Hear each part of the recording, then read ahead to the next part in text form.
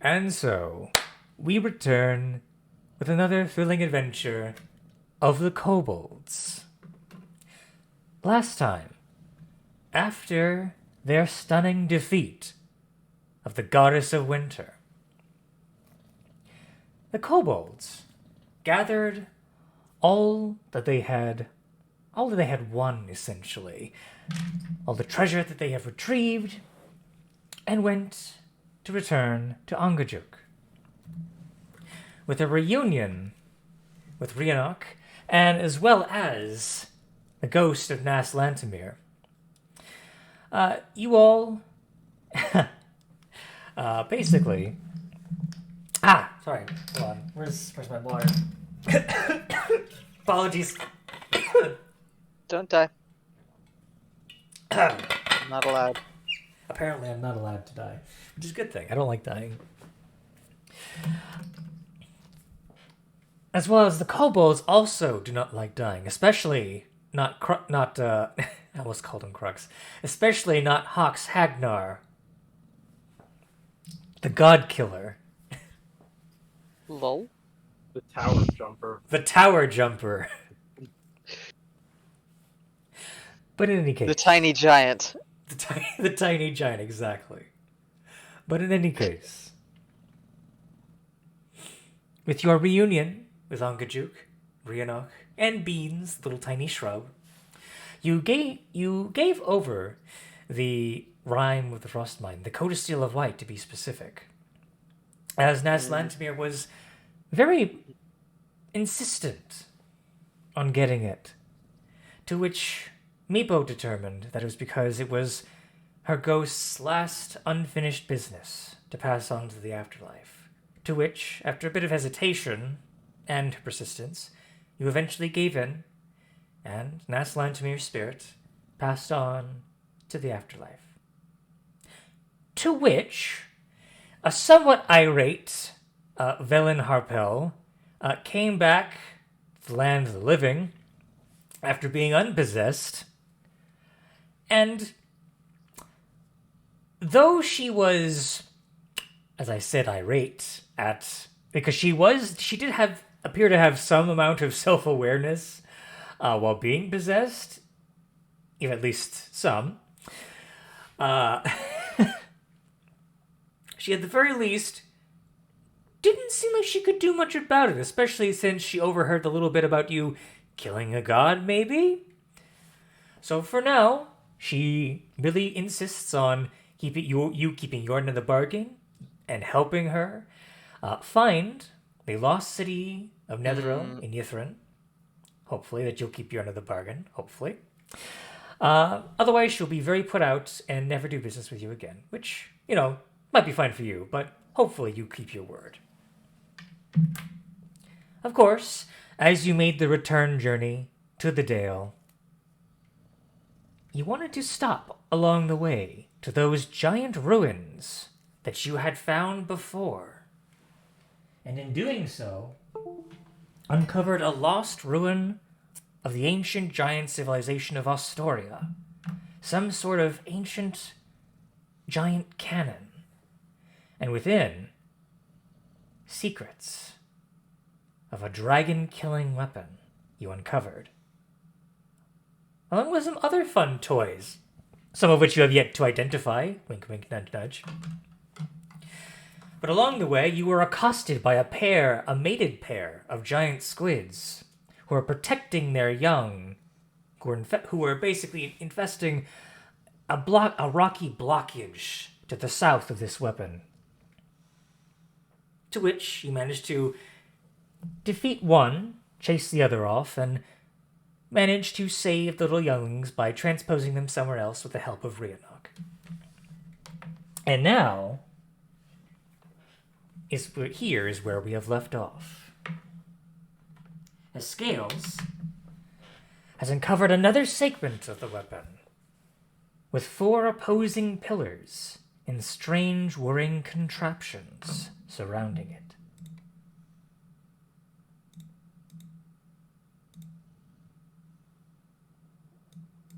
So, Scales, as you are coming down this hallway, I believe I described this to you before, but I will describe it again. As you approach this section of the structure, you notice that there are 4 opposing pillars in a square-like room. Along the sides here, you see pairs of ladders and rungs, seemingly for humanoids similar to your shape, perhaps a slightly bigger. So specifically so they can maneuver around this area with relative ease. You notice that there are also rungs along these pillars for people to climb upward on them. Between the pillars, you see gear-shaped stones with wedges and plinths that seem to perhaps might at one point have connected these pillars. It's difficult to say. Time, it seems, has damaged whatever construct was here. There are 2 bodies that you see. What may have been maybe dwarves, you think? It's difficult to say, given how much they've decayed. No hair is left behind. Seems only the skeleton, the bony remains are here. Along with that similar armor that you saw the corpse that Hawks Hagnar had pried apart from the metal hatch was. A similar kind of design and consistency in the armor. The other thing that you notice is that there is a similar hatch that is slightly ajar on this opposite side of the room. A kind of like whooshing of water, a slight current coming from this direction down here, heading in this direction in this little tunnel. As well as, the final thing that you notice is that there is a slight ethereal glow. These 2 pillars down here seem to glow with a slight blue tinge, not too dissimilar from the glow of the canisters up here, the dragon weapon canisters up here. But differently, there is a subtle greenish yet pale yellow glow coming from the 2 plinths down here.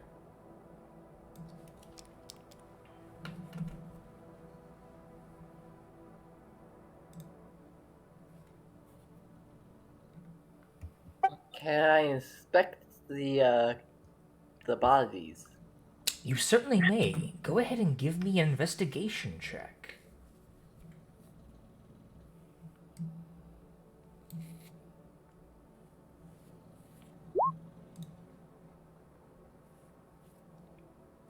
Let's see. 18.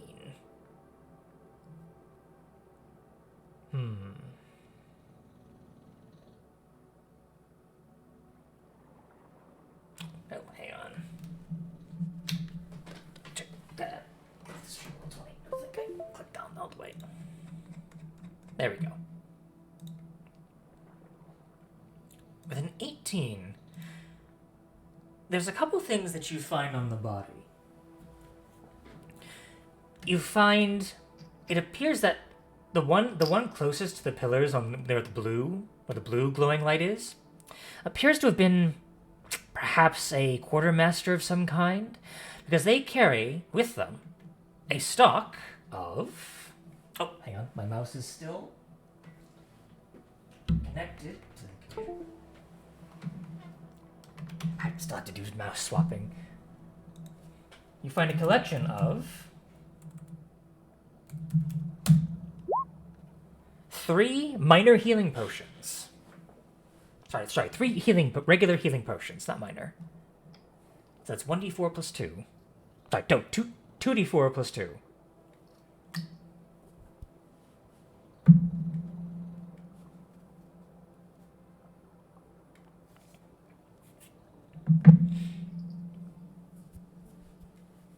In addition, let's see here. Go ahead and roll a 1d100 for me as well, Scales. Since you rolled pretty well. Ooh. Ho ho ho ho ho ho. Hoo, hoo, hoo, hoo, hoo, hoo. Really good or really bad? That's Oh. really something. Yes. The DM is cackling, so that's good. That's it. Well, I mostly did it for effect after you mentioned all DMs laughing must be good. Hang on, where? Gosh, of course I'm at the section with all of the magic items, but not the tables. Here we go. Which table did I decide this was for? It must be D100 because that's what he rolled. Let me see here. Ah.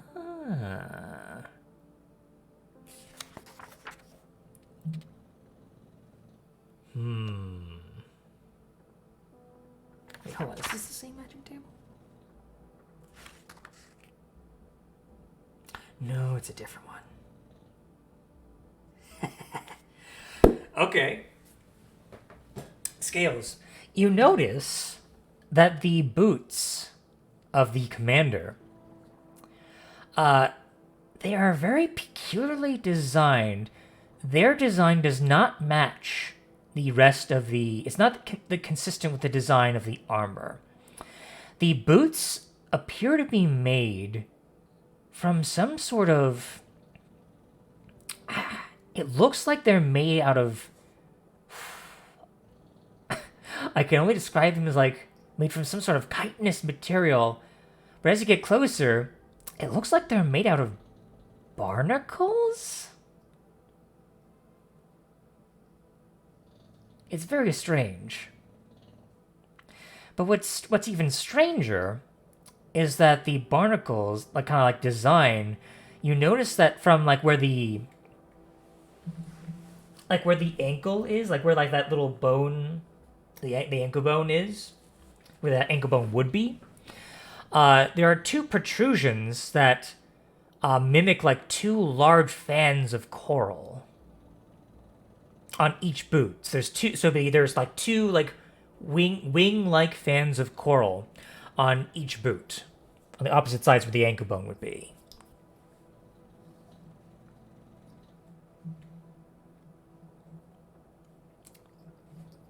Very nicely designed. What? Strange. I'll take it. He's obviously not using them, and I would like to replace cloth wrappings on my feet. Yeah, after living in discomfort for that long, you start to develop calluses. But you know, it's nice to take some comfort in some new things like this. They don't look particularly comfortable per se, but you know, something like this, it's better than walking barefoot.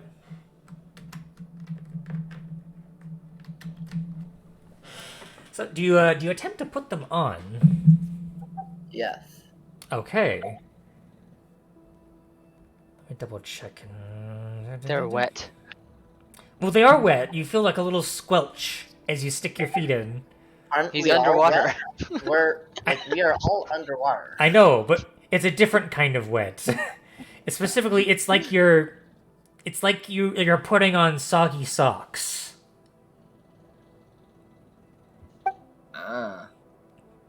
Which I know you're underwater, but like it's like there's something like a weird film on the inside of the boot. It is very strange, but let's see, it does require attunement. But as you put on the boots, they do appear to be too big for you to wear at first, but the boots then begin to shrink down to fit your size.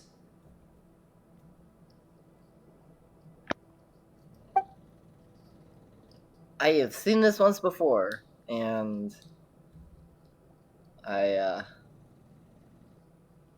we'll see if I go into any sort of like rage state later on. Hopefully not. But Indeed. Let's see here. Yep, and that's all you find. But what a find it was. And with that, I will continue south. Alright, you'll continue south. And as you inspect that, the rest of you come into that larger chamber. And you get a better view of it. There's not much else to view of this chamber. It does seem like this is some sort of exit point for whatever this weapons structure is. I will say there does appear to be a slight unnecessary increase in the height for this structure. You find it hard to imagine what the purpose of this extra space might have been for, when it could have easily walled off here, perhaps. Something perhaps to muse over. But the exit right here that you saw from the outside is of course blocked by that enormous rocky rubble. Is blocking the entryway. It's still coated with that coagulant kind of film that kind of filled in the cracks, making it dense and compact. And Hawks, I believe I had you roll for this last session, but you were too far away to make it out completely. Go ahead and roll an Arcana check with advantage here, because you will, as you get a closer look, you will probably find out what this might be. Okay, 11, that's fine. You don't know the exact purpose of what this item might be per se, but you reckon what you see is unmistakably giant in origin. You see, deeply embedded within the stony rubble, an emerald. But this emerald has a giant's rune on it. A rune that you recognize immediately. Remind me, what are the runes that you have as a Rune Knight fighter? My runes are the Stone, Cloud, Frost, and Storm runes. Okay, then you would immediately recognize Uvar, meaning storm in giant.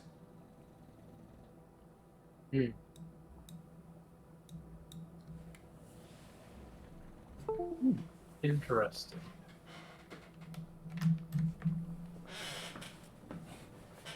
So we have some inkling that this is a large-scale weapon of some sort. Yes, that is your inkling. Do you think that if we fire it, we might be able to clear this rubble? I suppose we might be able to, but what would it hit? I don't know. The rubble? The ocean? Maybe there's a dragon out there swimming it'll aim for? Honestly, I couldn't tell you.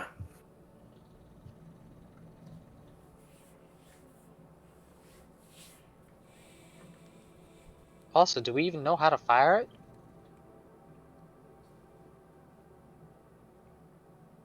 Well, there's a bunch of runes lying around that seem to push stuff around. So, no. What's...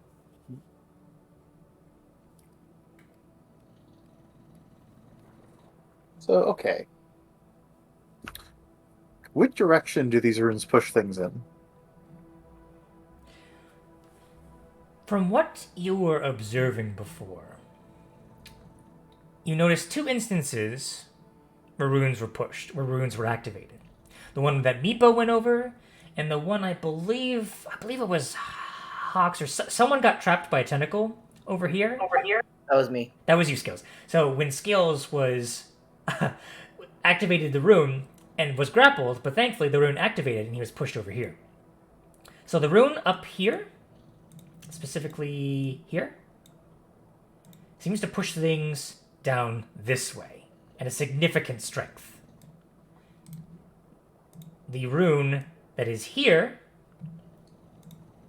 seems to push things in this direction. Seems to. Although because Meepo had passed the save, it's a little bit difficult to determine. It's a bit more loosey-goosey because she managed to avoid it. So it might be this direction, you assume. It might be an angle thing. It's difficult to say. It could maybe go here, maybe go down this way.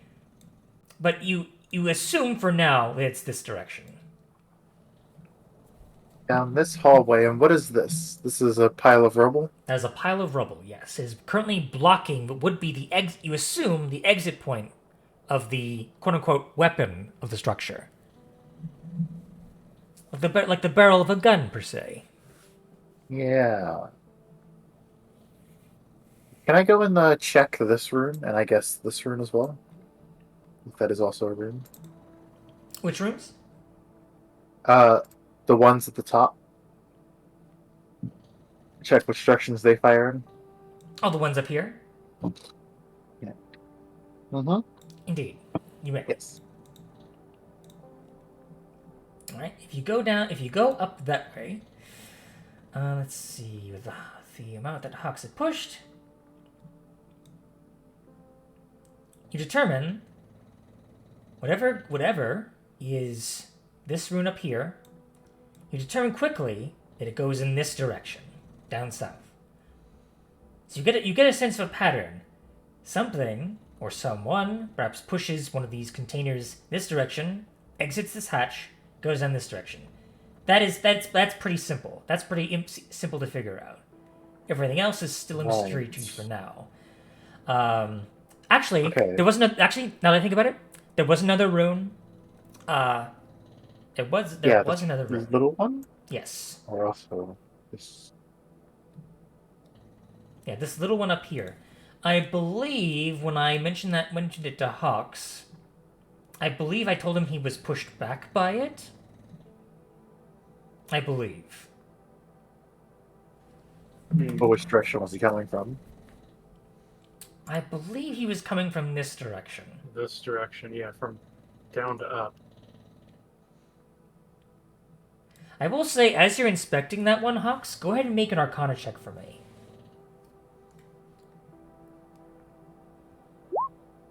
13? As you're looking over that particular rune, as you're inspecting it closely, you notice that there are grooves in the stonework that change the direction that it can go. But you notice it's been slightly damaged over time. Hmm.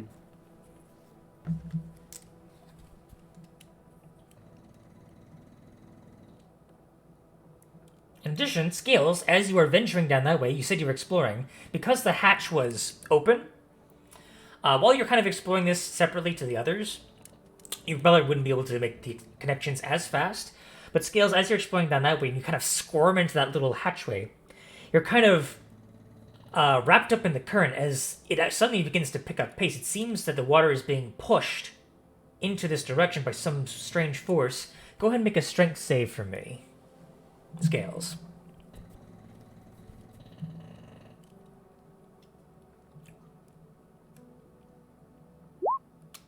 Eight.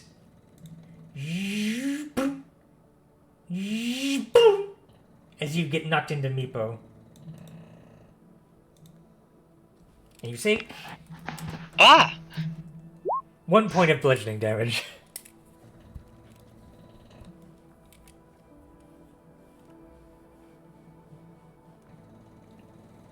My apologies, that was not on purpose.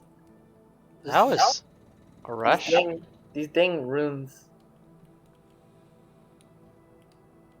So if I head back in here, pull the door open, and climb in, seems like if I load one of these onto this rune, it'll force it here, and then propel it the rest of the way, potentially. It seems like it. Do you attempt it? I signaled to everyone that I would like them to stand clear first. That's probably very important. Which one? The one back here? Yeah, stand clear of this hallway and this space where the rubble Going pile to, is. move to the corner here so that it's, not in the way of the current or whatever. Yeah. I kind of have a feeling that you might want to move a little further back than that. Like, maybe out of the hallway altogether. Like, Just gonna all the way slide back around. up here. Idle down here. Scales, do you also wish to move? Yes. Very good. So, with everyone moved out of the way, Hawks, you go ahead and attempt to lift one of the canisters out from one of its little containers. It seems that it's slotted into kind of like a small grid. I believe I described it before as being not too dissimilar to a Gatling gun magazine chain. You kind of have to, using kind of like just your passive strength, be able to just pull one of these canisters down. Because it's underwater, weight isn't as much of an issue in this case. So you pull one of the canisters out, and I assume you push it onto the rune.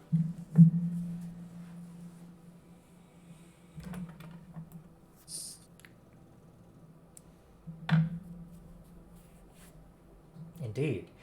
As you push it onto the rune,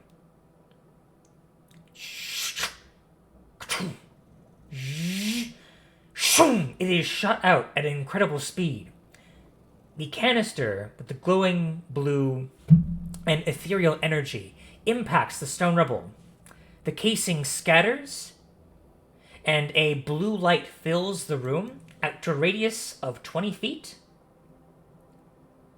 But the rubble is still there. It seems that there's a slight shudder, and the structure buckles slightly. But the rubble does not part. There wasn't too much of an explosive force per se. It seems like more the structural integrity of the structure is just weak in general. It seems that there's some So the extra weapon force. is more of like a chemical weapon than like a kaboomy weapon. It seems that way. It seems there is some other force that needs to make the desired kaboom. Fire? I'm gonna peek around the corner and launch a firebolt at it. Which Alright. I can, in fact, do. Wasn't there like a rune you saw over there, Hawks? Was there something for lightning? It was a room that said storm. It was on an Maybe emerald lightning. over there, wasn't it? Yeah, Was that emerald magic? I have no idea. Now there's a cloud of glowy stuff over there, so, I can move the water out of there if we need to. The glowy stuff Might be doesn't good. stick around for too long. It lasts for maybe like 6 seconds at most, and then it begins to dissipate. I'm gonna okay, take the let's, cup. he's gonna, okay. Just to like see, if it's gonna vanish either way.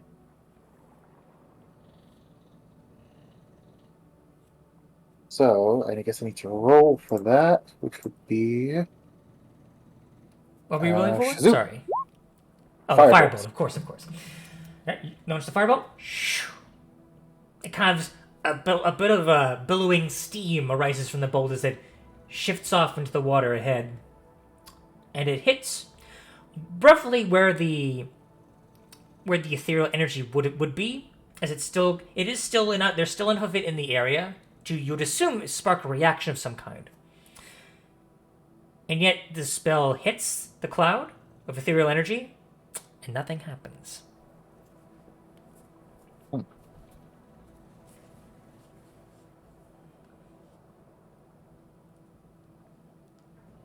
Okay, so we probably need some sort of electrical. But let me check this gemstone again.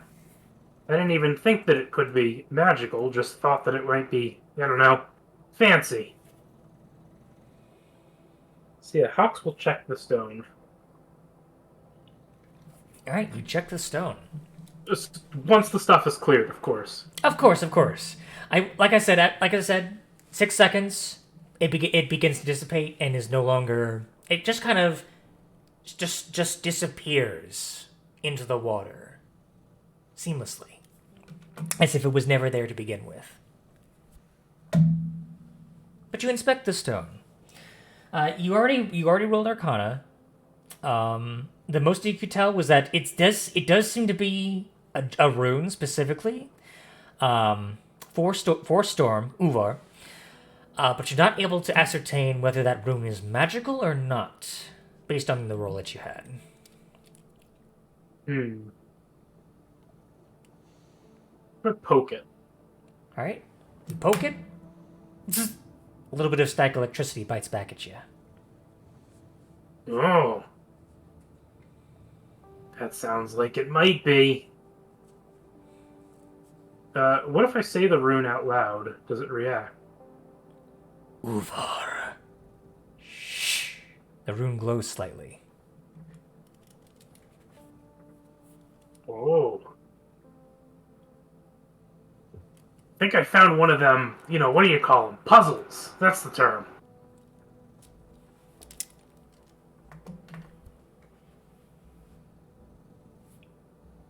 I will say Anyone else want to take a crack at this? Yeah, to clarify, the rune is deeply embedded in the stone rubble. It's visible through the rubble. It does appear that you could reach in with your tiny little kobold arms, although yours are quite beefy by kobold standards. You could reach in and grab it. It's just a matter of enough force to pull it out of the rubble.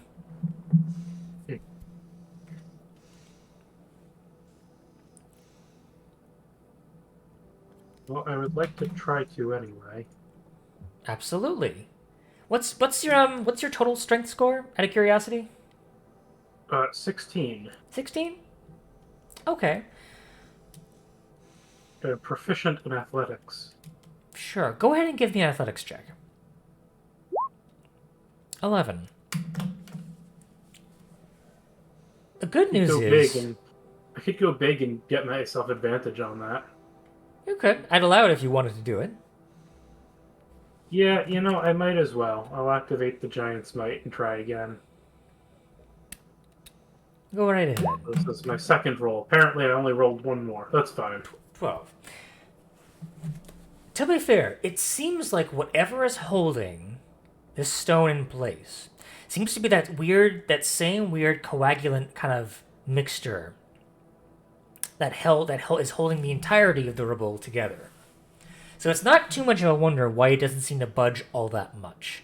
The stonework does give slightly because of your giant strength, but it is stuck fast.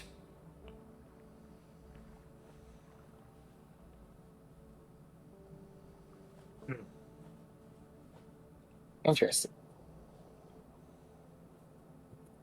And suspicious.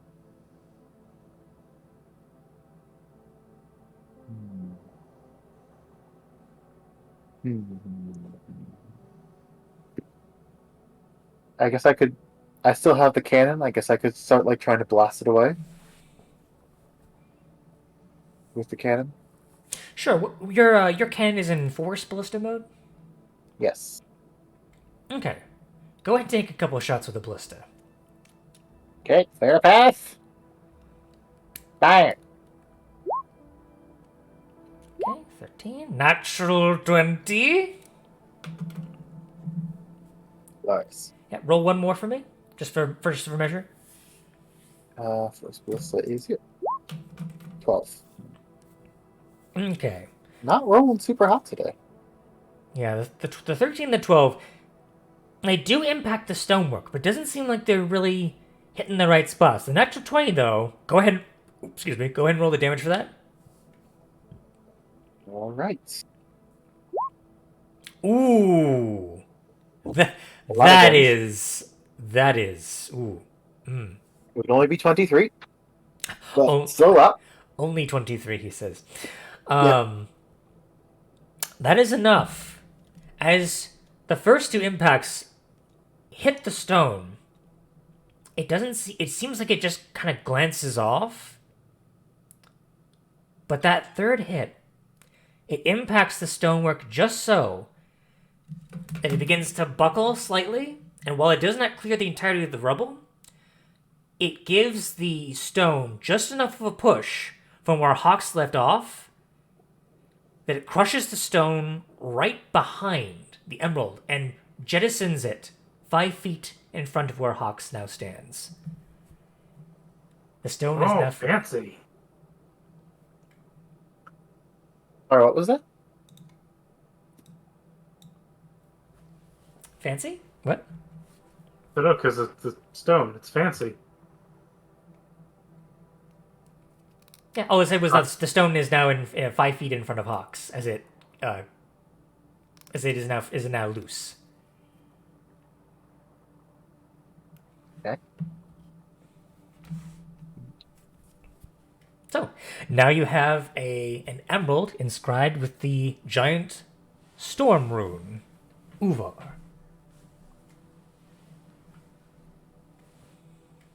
Hmm.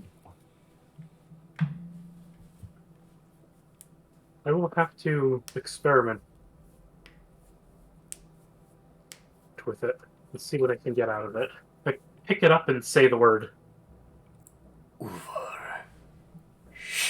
The stone glows again.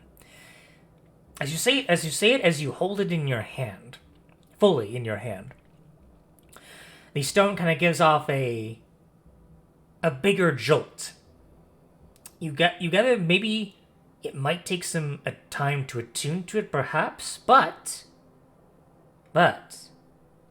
this is definitely something of magic. It's not too dissimilar from the shard of the ice rune that you kind of had that you have in your possession currently. It seems to be perhaps a lesser version of it, maybe. Definitely similar of design, but different purpose. Okay, we all agree I'm taking this then. Yep, go ahead. I'm not against it. Excellent. So of course, because it does seem there needs to be time to attune to some things, from the new toys that you've retrieved, would everyone like to take a short rest to attune to your items? Please. Oh no, my mouse! And your I desk. have- The chaos unfolds. That's your heart. Come on, mouse. Okay, there we go. I I was have just the thinking. shield and the stone. Yep, and Scales has the boots. I was just thinking. If we were to take these dwarves with us, we could give them a proper burial, even if it's a burial at sea. But before we do that,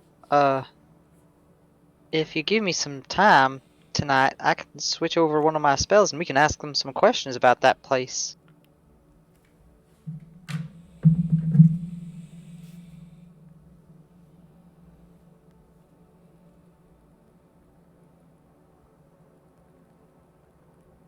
We good? Mm-hmm. Seems to be some general agreement about that. But I have some fun things to provide for you all, my friends. Very fun things. So let me open up. Let's see here. I think you might be able to guess which your item is, Scales.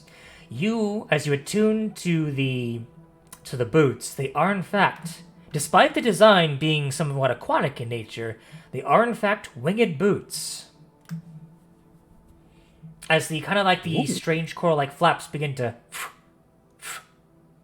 flap as you put them on and attune to them. Yes.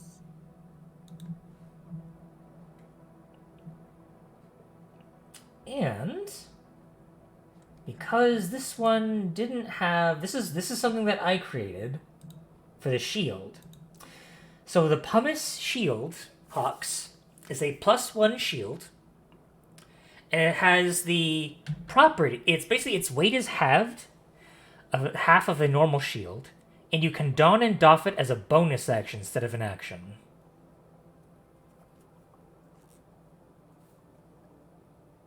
And also, if you want, it can act as a floating device. For it.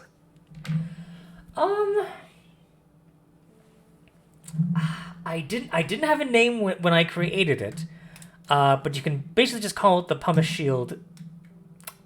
The pumice shield. Just as like a simple name. You can call it. You can come up with a name if you want, as it is perhaps an undiscovered item. So you Hawks would have full naming rights to it. Okay. And you said as a bonus action? Yep, as a bonus action. And it's light enough that you can use like a. This wouldn't be an action per se, but if needed, you can just kind of designate it, and it can be used as a flotation device. So you can, if you want, you could basically just quote unquote activate it, and then just float to the surface. Okay, well, I have my term for it. Bubble Run for stone this- barrier, perfect.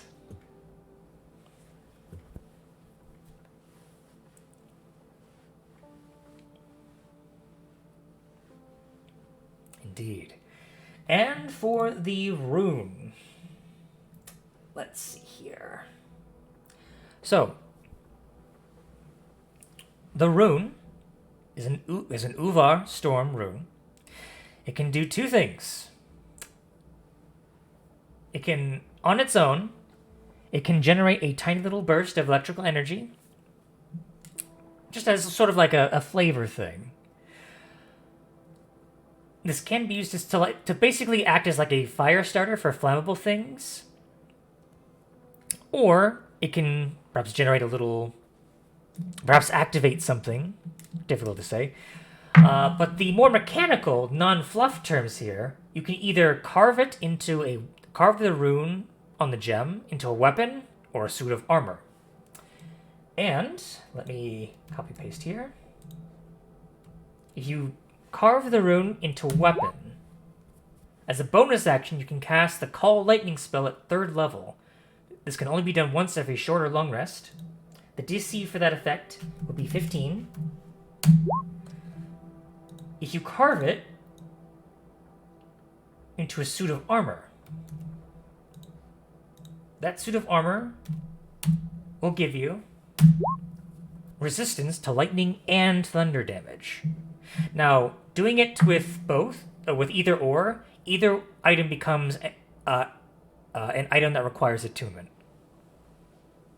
Interesting. So I can apply this multiple times.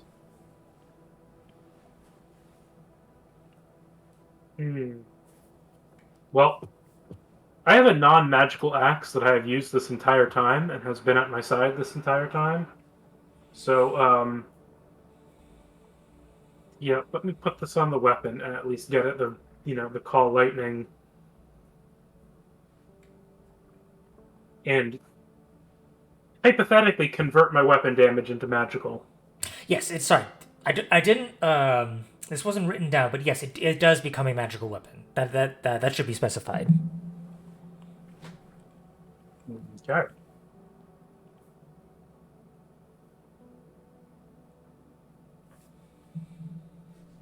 All right. And that is what you have gotten from your attunement to your new toys that you have found.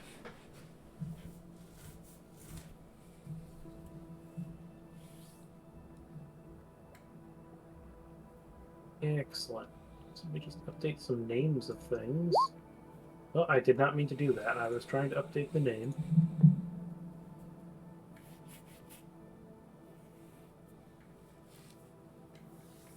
There we go. There we go. Okay, cool. There you go.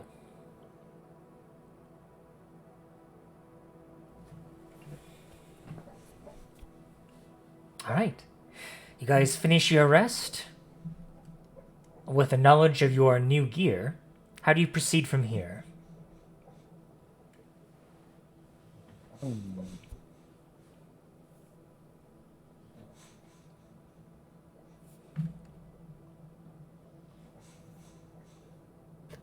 Come Well. sail away, come sail away. Come and say Yeah, I mean, like, so we opened up the passage, so now we can launch the barrel out of it. Seems that way, from what you've demonstrated. Okay. Okay, is there any way to like aim this? To aim it, no. It seems to keep this in perspective, the structure seems to have broken off long ago from perhaps maybe a larger structure. Oh, The I see. the reason the position that it's in now is because it is probably sunk to the ocean floor, however millennia or eons ago, and is currently resting on its side, which is why you see all the people in those weird positions, all the ladders coming up these directions instead of, you know, a normal direction per se. Because you're kind of swimming underwater, you're kind of See, I going see. whichever way Okay. you want. But it does seem Yeah, like everything's on its side. I see. Well, okay. If we've already gotten some of the stuff in our you know if we've already acquired some of the stuff, then I think yeah, I'm good personally. Do we want to take these bodies with us then? We can. I'll be right back actually. So, Or are we okay with just leaving them as they are? I mean, they've been here this long. I mean, I could speak with Dead if we give it a long rest. We could ask him questions if you have any. I think let's let them rest. All right.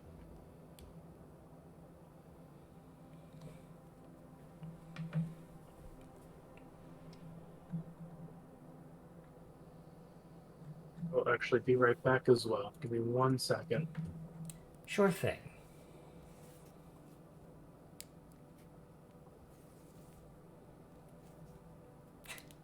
So how do you feel about your new acquisition there, Caleb?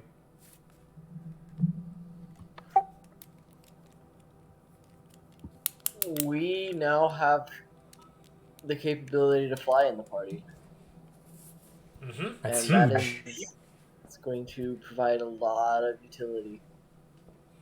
Indeed. Lots of utility.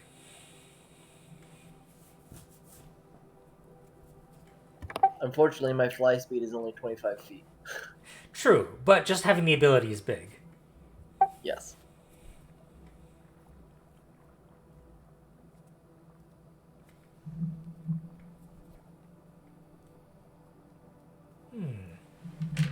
So since you're planning on heading back anyway, what was your guys' first stop going to be? Ongajik spell, I thought. Well, yes, to get back, but like, sorry, to specify, what town were you thinking of heading towards first? We'd have to see the map, or I would. Fair enough. Let me bring you to the map. Map we haven't seen in a long while.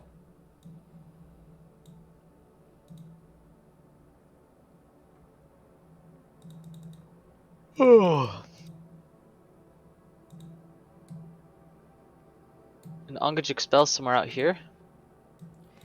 Yes, it is somewhere out in this direction. In fact, sorry, that's just the Ten Towns map. I should probably bring you to the other map. Right. Which is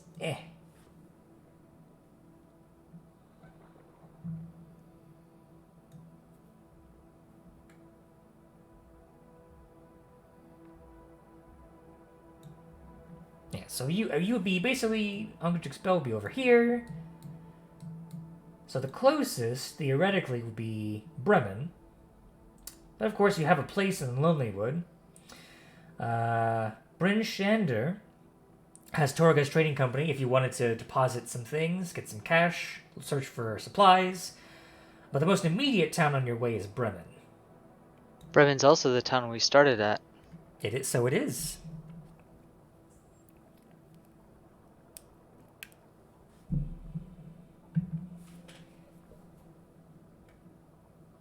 Which ones have we not been to? We've not been to Goodmead, we've not been to Caerdinaval, and we've not been to East Haven, right?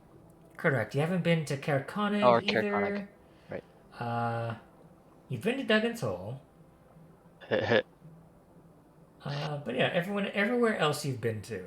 Basically just haven't really been to this side.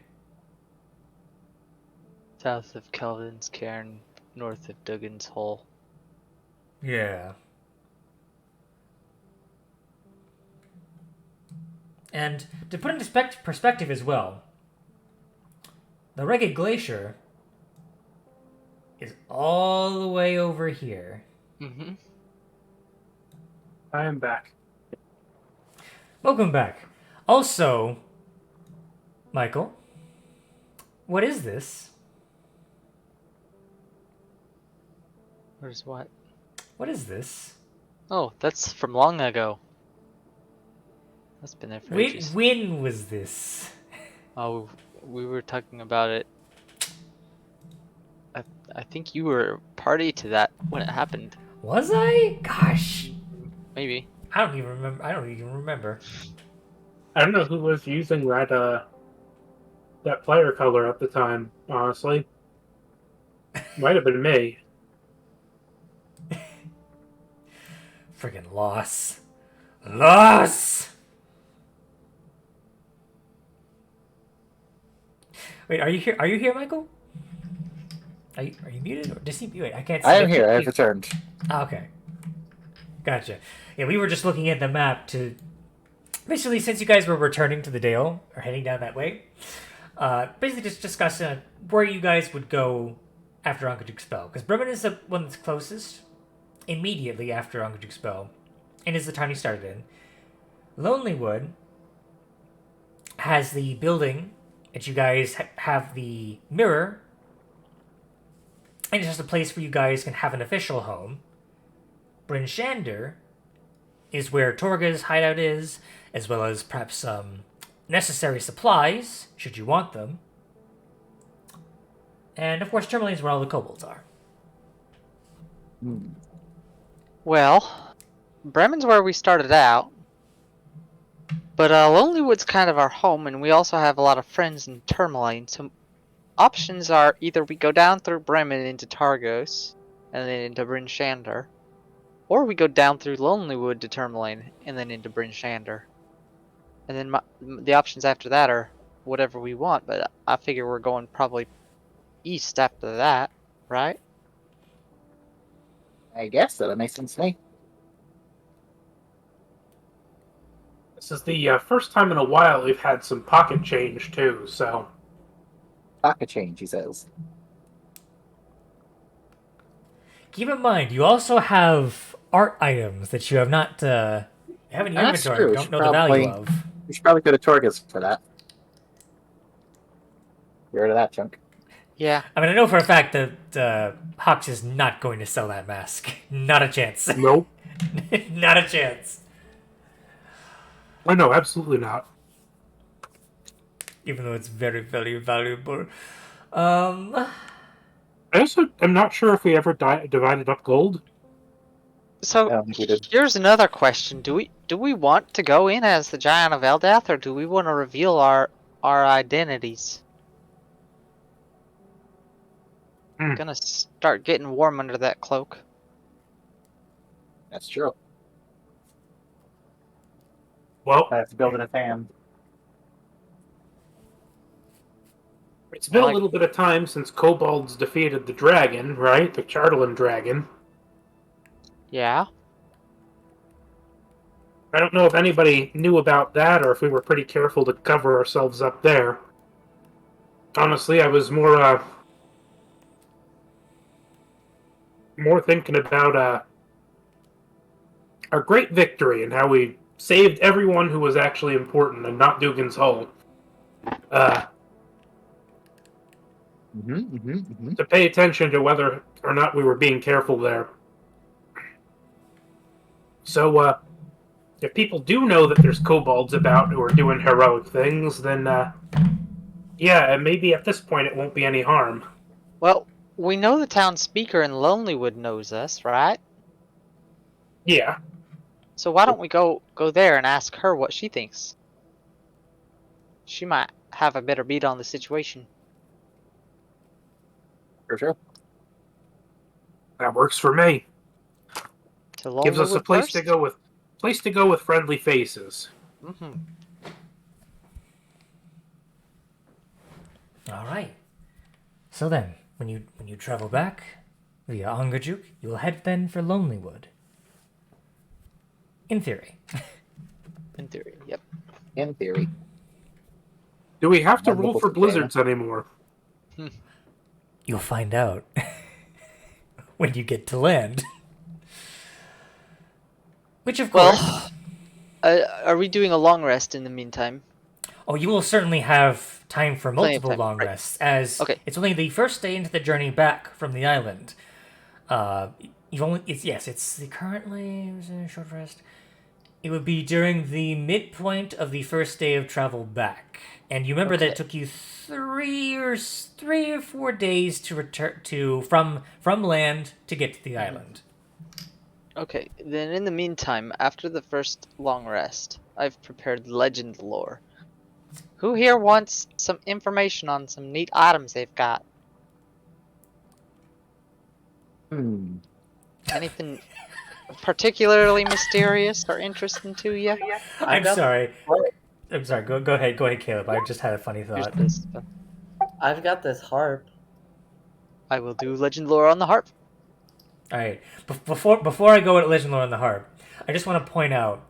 I just imagine Hawks just like stepping through mask back, just like thrusting the mask in front of people just to see, or even like the cloak just to see like an image of like of Driz Doerden, Driz Doerden. Oh gosh, I can't even speak. All right.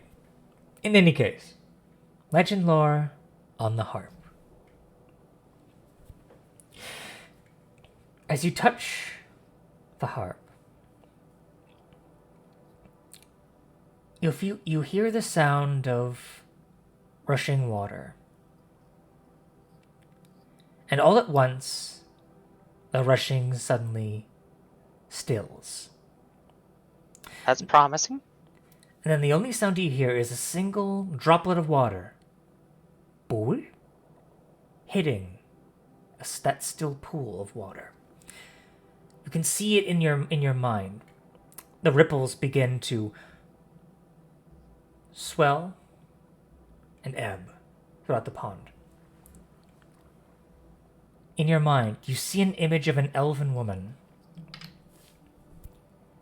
She is playing in front of a grand audience, strumming each string individually, and the music carries quite beautifully, echoing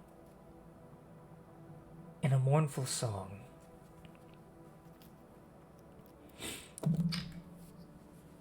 It seems, though, with time, the harpist lost interest in music. Eventually gave the harp up, sold it to a collector. The harp sat untouched for many years, only to be looked at, gazed upon by many different sets of eyes, all covered in lavish silks and silvers and golds. Until eventually, whoever bought it got bored of it, and it was sold again, exchanged hands several times over, all throughout the years. And yet never once did it lose its tune, never once did it lose its luster. Until eventually, it came into the hands of a trader who was making his way through the sea of ice from Luskan. And that's when this trader sailed too close to the island.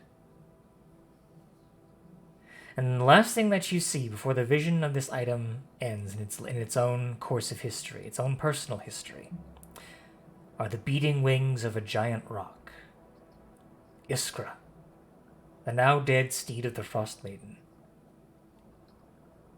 And you've recognized this ship. You think you saw one of those ships on the outskirts of Oros Island of Solitude. Well, I've got the harp's provenance. It seems like it's magical because it doesn't seem to change much over time. It wasn't used for a real long time, so I'm sure if harps have feelings, this one would be happy to be played.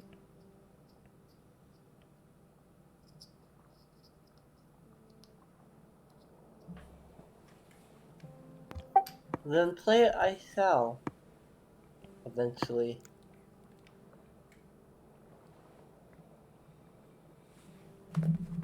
Indeed. There is time, of course, for more questions. Should you choose to cast such a spell again. I have one more casting of it each long rest. Two total. So if we're not gonna do any fighting, then we might as well do it during the times when we're not, while we're on Gajuk's bubble. Okay, well, instead of doing some more legend lore, how about we crack into this squid tentacle? Have ourselves some calamari. That's good. I'm hungry. I can be helping with that. Ryunok kind of flicks her wrist and she begins to cook part of it. Do you have any seasoning? There's some salt out there. She kind of snaps her fingers. Oh, why didn't I think of I'm that? sure it's got plenty. Not very clean though. Even well, you might want to purify. Hold on. And she kind of mutters something under her breath. Flicks her wrist. Cannot purify it. You cannot. What? Yes, I can. Well, if you can't, I can.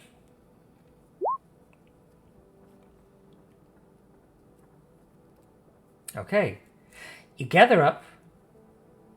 Okay. And a drink with a 5-foot radius sphere. Okay. With Ryunok's help, she manages to pull the water in just enough so that you can purify it without it being lost in the ocean. She pulls in some of the water, and you purify just enough of it so that it won't, first of all, so that it won't get all over the deck. Second of all, there is actually a loose barrel that is nearby.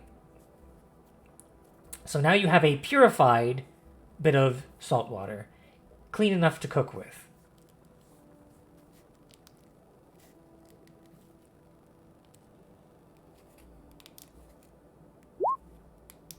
Now we have some salt. Then we get the money. We've got to have money. Anyone know what that's what movie is that from? Vaguely, but I don't know off the top of my head. That's alright. It's a bit of a pull. It's the Tom and Jerry movie, the cartoon movie. It's a never mind. I'll go into it later if I feel like it. I used the creator destroy water to destroy the water and keep the salt.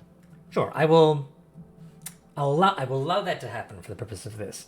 And I'm not quite sure on the specifics of that, but it sounds cool, so yes. Now we have salt. Now you have salt.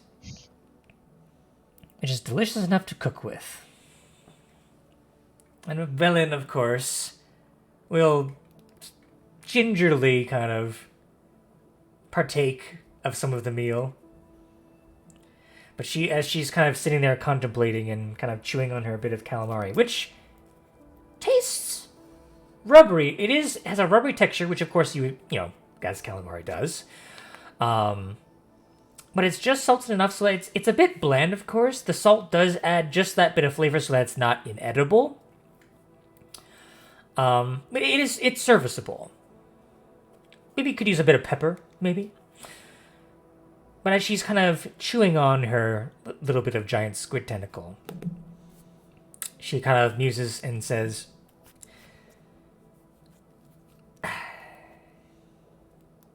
I am curious, how long do you think it will take us to get supplies and restock on what you're missing? Just out of curiosity. Be too bad. That really depends on what the mood of Ten Towns is, honestly. I mean, if things are the same as what they were before, it should be about, I don't know, a few days in terms of both stocking up and traveling. But if there's any significant change, we can't really make any guesses until we know what's changed. Right, I'm only asking because I'm only concerned.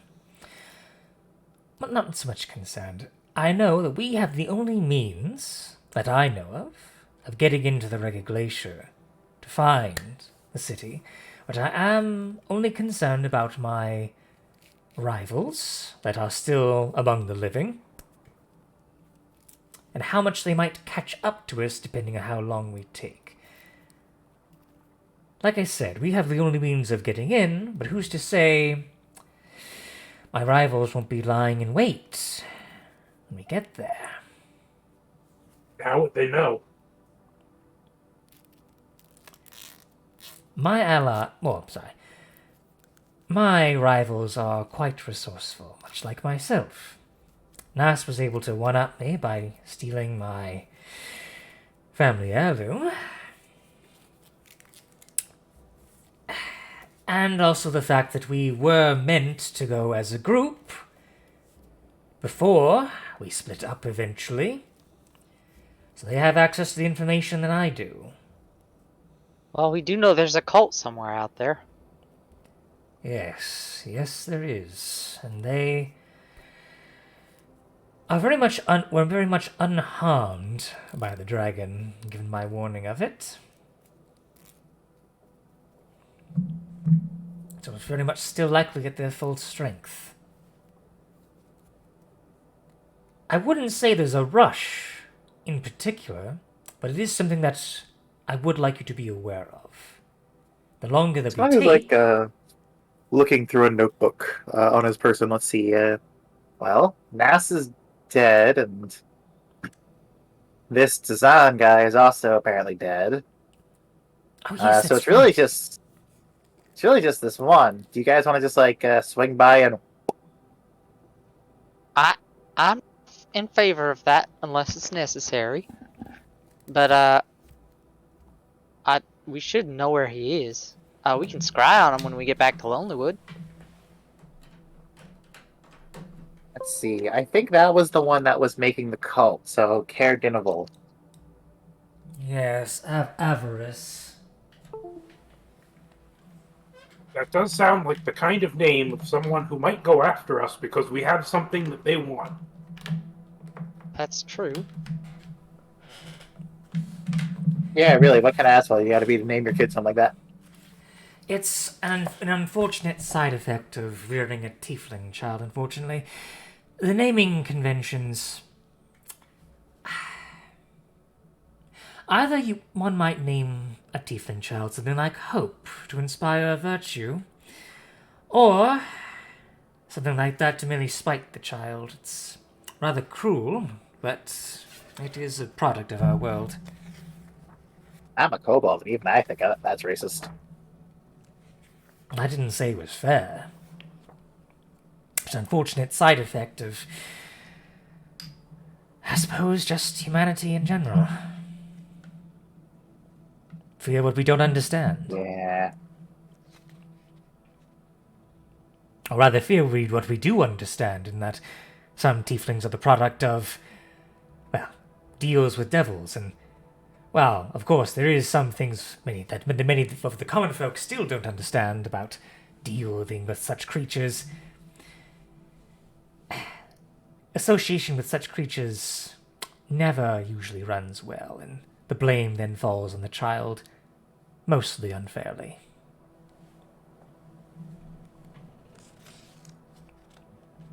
Anyway, this person's gonna be a problem if we don't know what's going on. So, I don't think our plans need to change too much. We just gotta keep our eye out for him. Of course, It's sudden but inevitable betrayal. It's just something that I wanted you to be aware of as you head forward. Just that the longer that we wait before we head out, the more they might be well prepared. Think of it this way. As we prepare, so do they. Like I said, just something to keep in mind. Right. And so, with that, you spend another couple days Did anybody else want me to legend lore anything? While I have the spell slots free? Let's see. What do I got that I could theoretically legend lore with?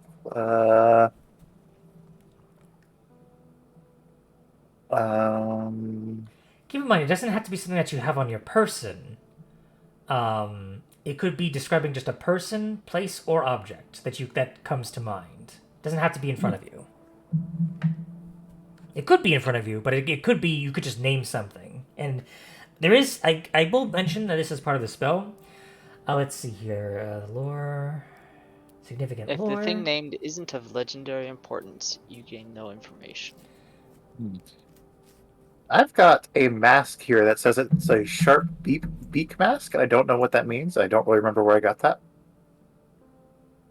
A sharp beak mask. Okay.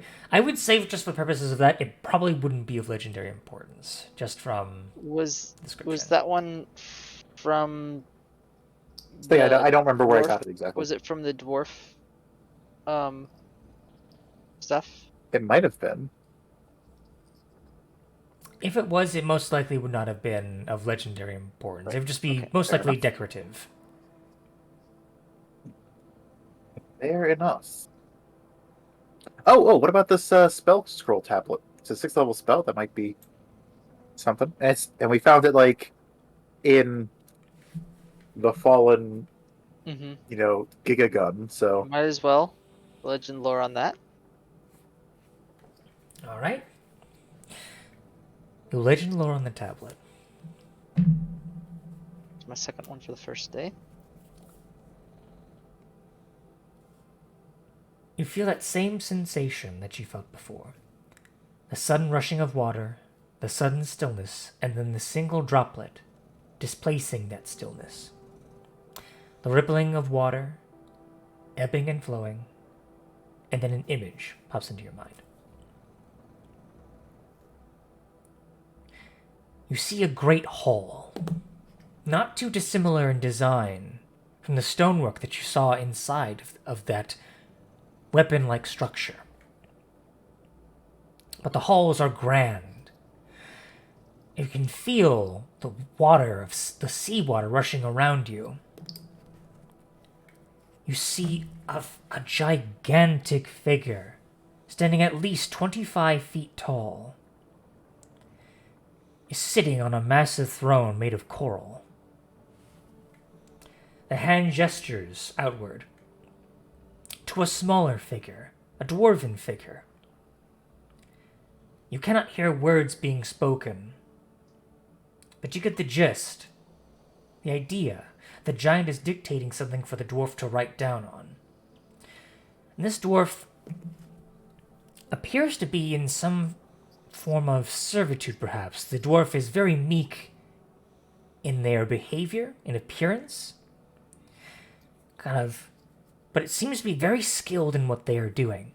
They chisel down at their tablet, which appears to be the tablet you currently are touching, but much more clean and as very much unbroken, uneroded by the passage of time.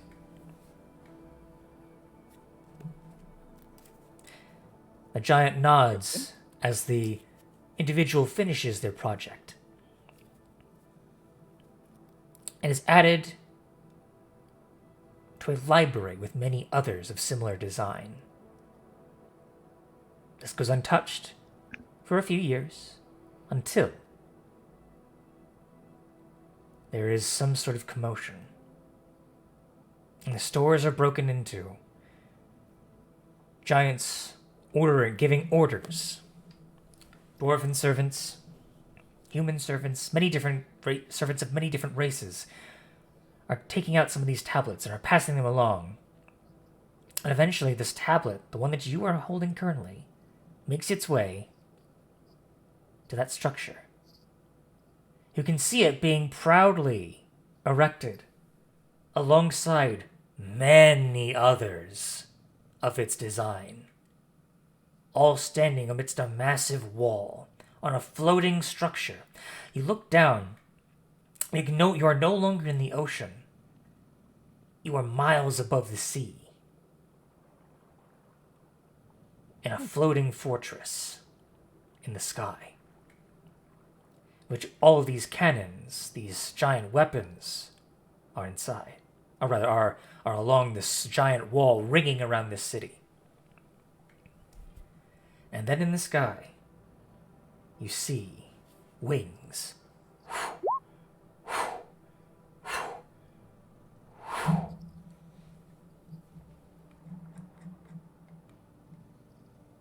The beating of dragons' wings, as several dragons, some red, some blue, all coming in from all sides.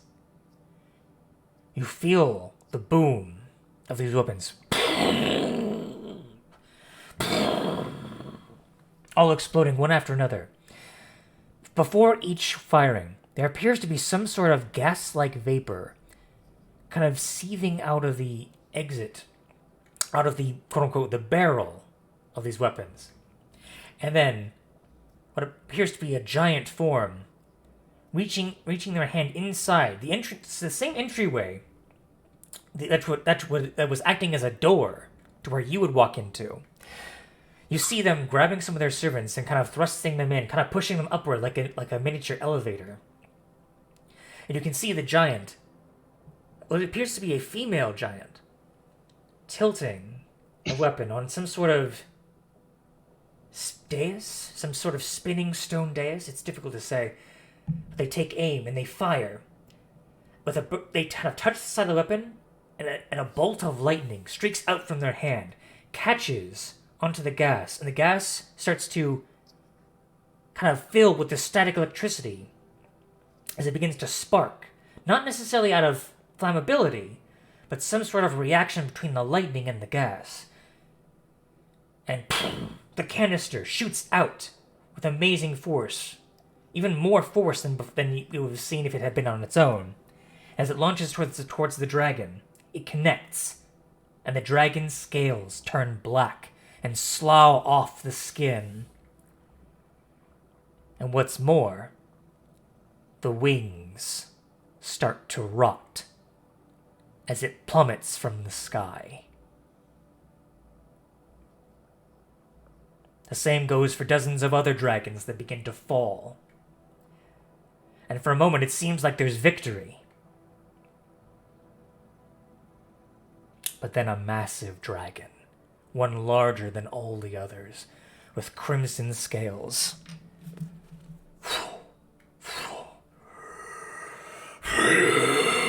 breathes out a massive gout of flame and incinerates all the giants along the wall. And then the vision goes black as the dragon suddenly, with its massive claw, swipes that one weapon where your tablet resided in, as it begins to fall, hurtling towards the sea. Darkness, and the bubbling sound of drowning individuals, the ones who could not escape. And that is the end of the legend of this tablet and its journey towards where it is now.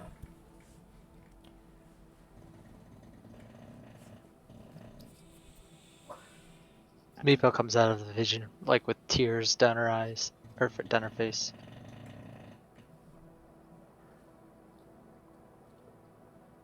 Not sure I like this spell. You feel a slight, as if a god could go, "Aw."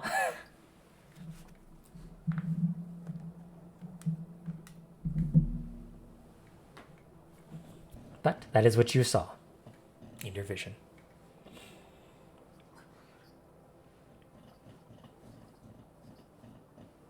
So, this is the last day before your journey through the sea ends. You have some more legend lores on you if you want to use them.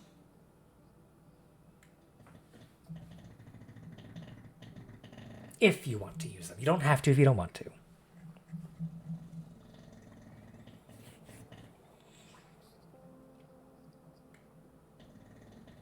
Hello? There's Oh, something I was thinking about using it on. Let me double check something.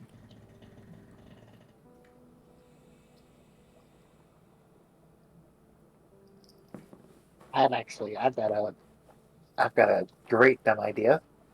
Okay. How about this? And I'm gonna hold out my arcane firearm. Uh-huh. The Well, your arcane firearm, like the one you used in the fight? Yep. I see. Because of the pertinence to the fight? You want to see if it's become legendary? I mean, yeah, Okay. we helped kill a god with it. Yeah, I know. I figured that's what you were thinking. Then yeah, I will legend lore on that for one. Or I guess hawks if we could do people.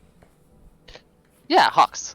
Let's do Hawks just to see if he's going to be legend. okay. This is you're putting me on the spot here a little bit. Well, Hey, it's not to Gillian. see whether you will be legend. It's whether you are legendary material at the moment. It's basically, have you made it or have you not? It's like Google doing a vanity search on Google. Magical vanity searching.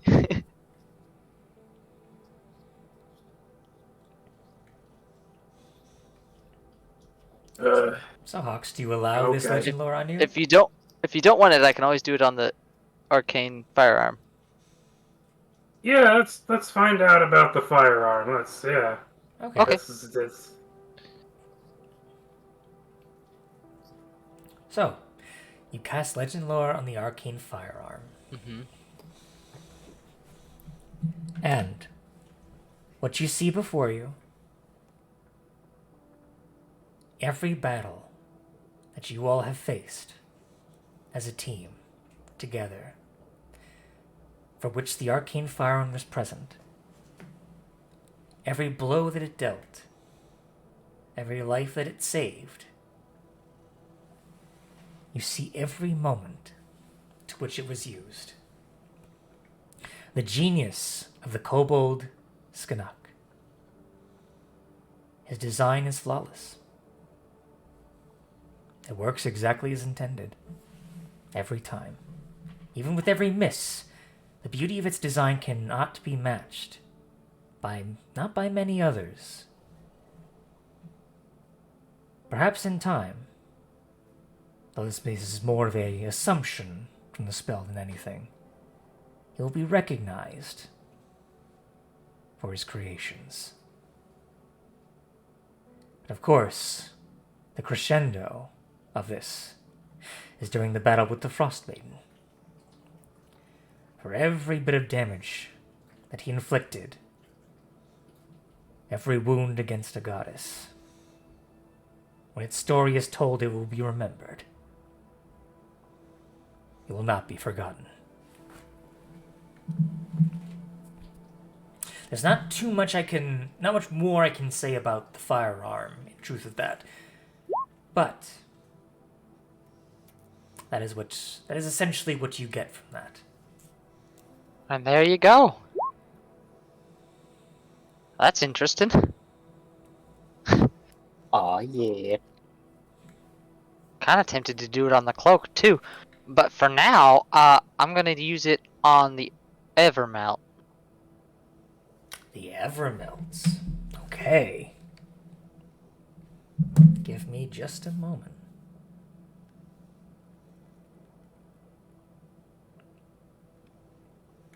Let me see here. From the spell, the Evermelt, according to legend, is a subterranean hot spring found within a cave at the base of Reggae Glacier, a holy place for the Reggae men barbarians of the Dale. From what you see in the vision, the warm, tranquil waters appear serene turquoise that glitters almost like gold. And despite those mostly still waters, it seems there's an undercurrent that might pull things beneath the surface. To which you see flashes of conflict. You see flashes of a dark-skinned elven figure with twin blades and a panther at his side. And what's more, you see a young human man, heavily muscled and covered in furs that seem to resemble those of the elk tribe, lands the killing blow on a white dragon in a cavern far beneath the Evermelt, from which the undercurrent leads.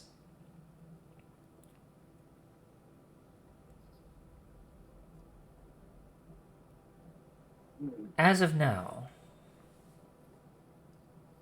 or rather not now, but a few years ago, at the height of the year of the Iron Dwarf's vengeance in 1485, the relative kind of year, the spring was guarded by members of the tribe of the Bear, at the behest of a follower of Oro, the ice witch known as Hedron Arnsfirth.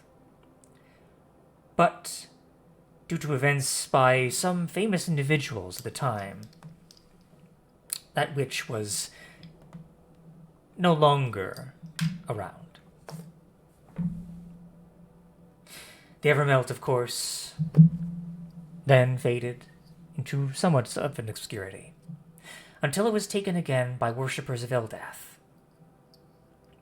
to which they could practice their worship in peace.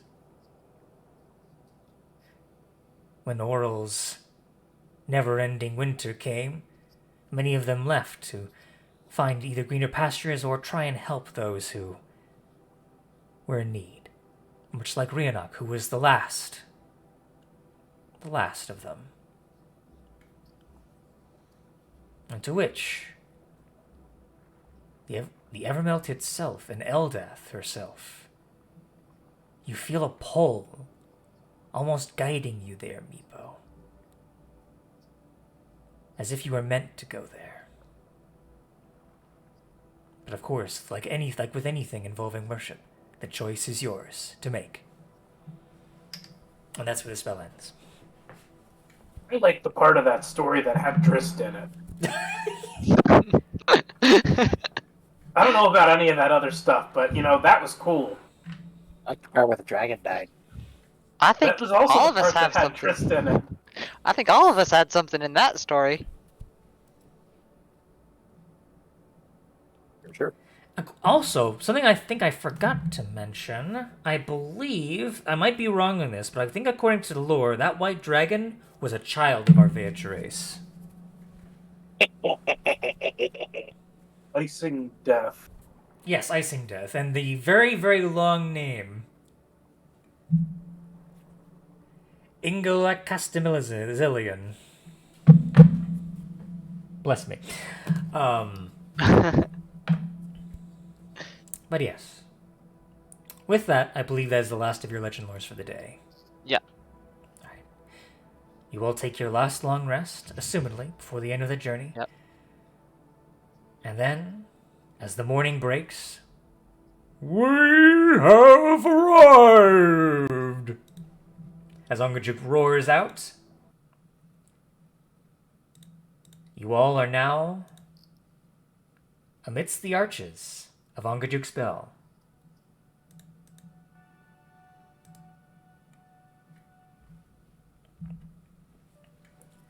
Alright.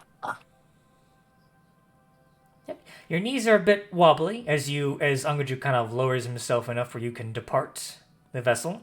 The board is back. But of course, as you depart, he then sinks back into the water, and Rhiannoch gives him an affectionate pat on his head. Take care, Ongajuk. I'll come back and visit you sometime. I hope you do. And when you do, bring back some more fish. Ho, ho, ho, ho. Shush. He gives a spray of water with his blowhole, and as he sinks back in the water, his tail gives a mighty slap to the water, cracking out. The loud echo across the ice.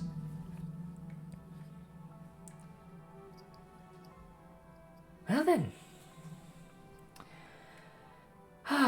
Rena kind of gives out a sigh. I believe I have some things that I need to take care of. I've left the Evermelt unguarded for too long, I think, and there are some fuzzy friends of mine that I need to check up on. Well, if you're going through Oh, yes. in Mare Dwalden, there's a creature that was awakened by one of Arl's followers, but decided didn't want to follow Arl. I had a chat with it when we first started doing all this, and convinced it to follow Eldath. Its name is Van. Yes, I believe I've actually met the creature. Yeah, Wonderful conversationalist. I thought you might want to meet him if you hadn't, but if you know him, then Well, if you see him, say hi. I certainly will. Although, excuse me. Although, there is one thing I should probably ask you before I leave. Yeah. Do you wish me to take your friend with you? I can be on the lookout for some things to revive him if necessary, and I can keep his body preserved in the Evermelt, should I need to. Well, Don't think you'd want to carry your dead friend around with you everywhere. that's true, but well, yeah, that's probably for the best. I don't have the suppose materials I need to do it. parading a petrified corpse around would be kind of messed up. Indeed. Especially if we, like, put it in a pit of tar and set the tar on fire. Yes, that would be weird. Why would you do that? Where I don't know, it just kind where of do you came get your imagination? I swear, some of the things people come up with never ceases to amaze me. Honestly, I work with a lot of chemicals, and I'll be real, I'm not sure what all the side effects are of long-term exposure. Fair enough, fair enough. Well, in that case, Meepo, she kind of kneels down. You take care of yourself. Should you come to the Evermelt, I'll give you a nice warm welcome. Worthy Well, of a that's true follower one of my Eldath. plans, so I'll see you there. Good. Hope to see you there. She will gather up the body of Savage, very respectfully, of course, and she will carry him into her hut. She no doubt has perhaps will prepare some things for her eventual departure.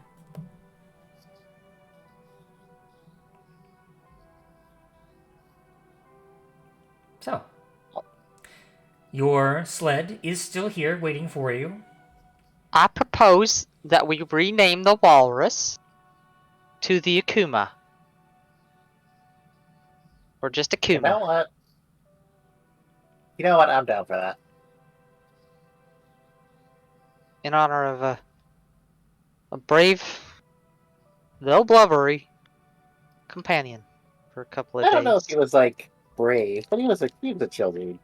Well, he did defy Arl, technically. Oh, that's true.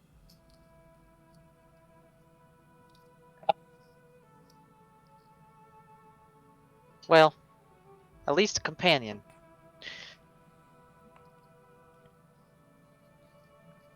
I do feel bad about the big old blubber. It was an honorable sacrifice. Wetty kind of pipes in. She's been pretty quiet for the majority of the journey, seemingly lost in thought the entire time.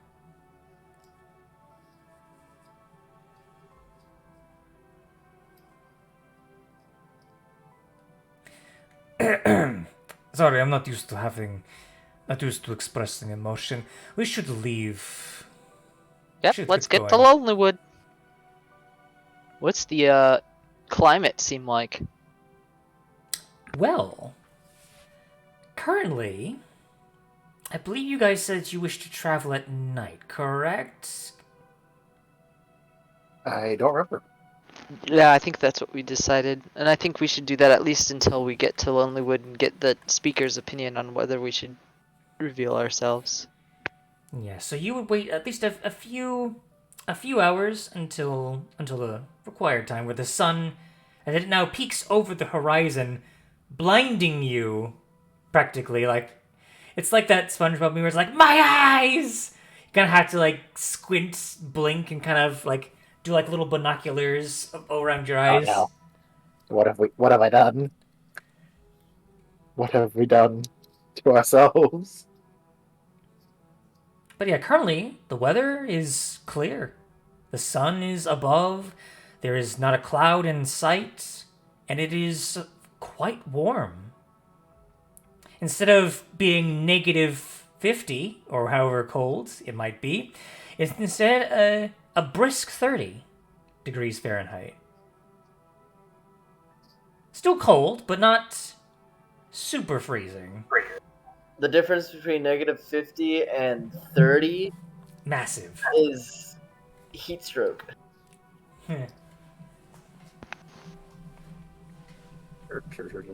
It's somewhat gradual. Kind of. Spicy. Spicy. But you make your way. So, I no longer get to roll a blizzard die We're and free. an encounter. Guys, we're free. You're free. You are free. Winter is over. Glorious.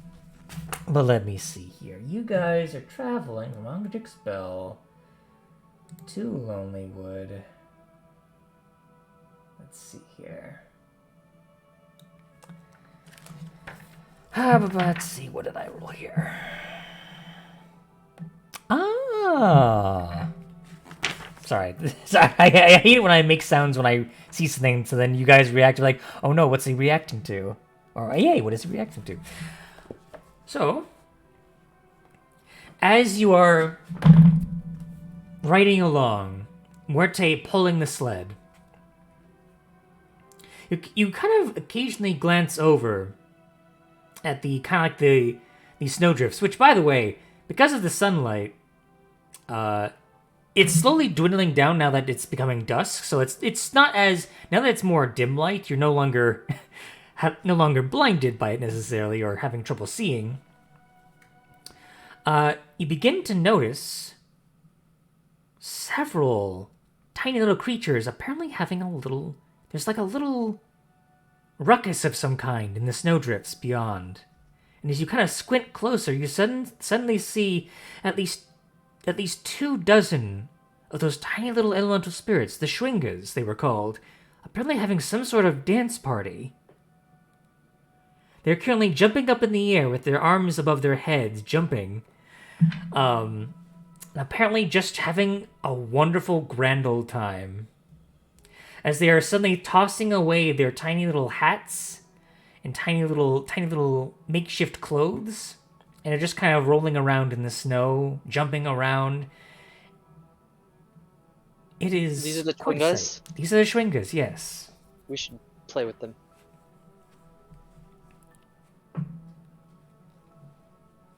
Yeah, there's 24 of them at least. There is a large congregation of them. I think we should play with them.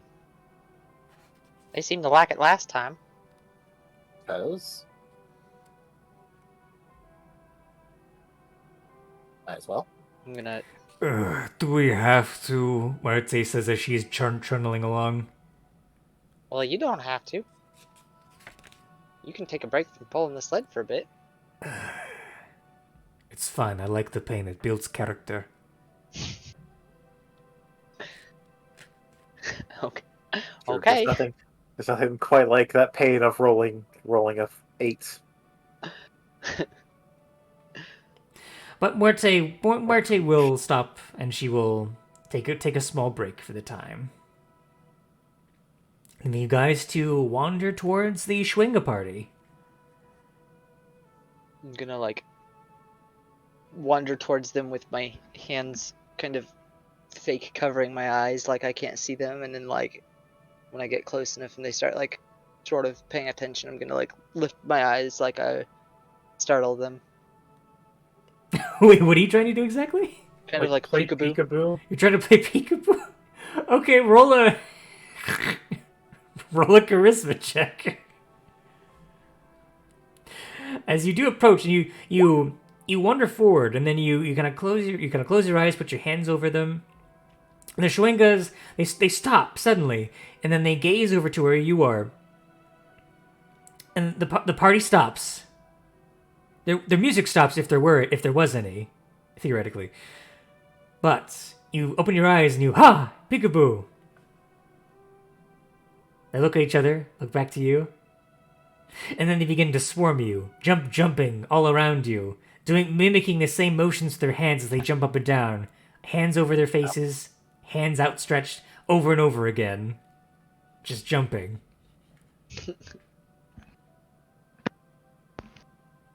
How about the rest of you?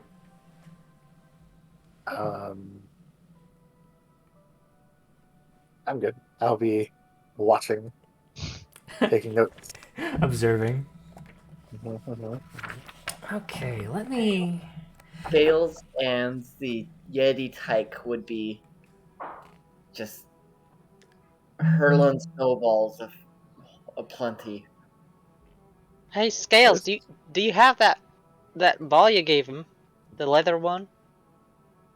Maybe I we can think get a he game still going. has it. The Yeti type kind of like perks his ears up and kind of like goes back into the into the Yakuma and brings out the ball. And, like toss it between like me, the Yeti tyke, Scales, and the Chwungas. All right, it takes the Chwinga a little bit of time to kind of figure out what's going on here, but they see both you, like all of you, kind of like kicking the ball between each other. They kind of look at each other and they kind of ponder. And then once the ball kind of comes their way, it kind of Excuse me.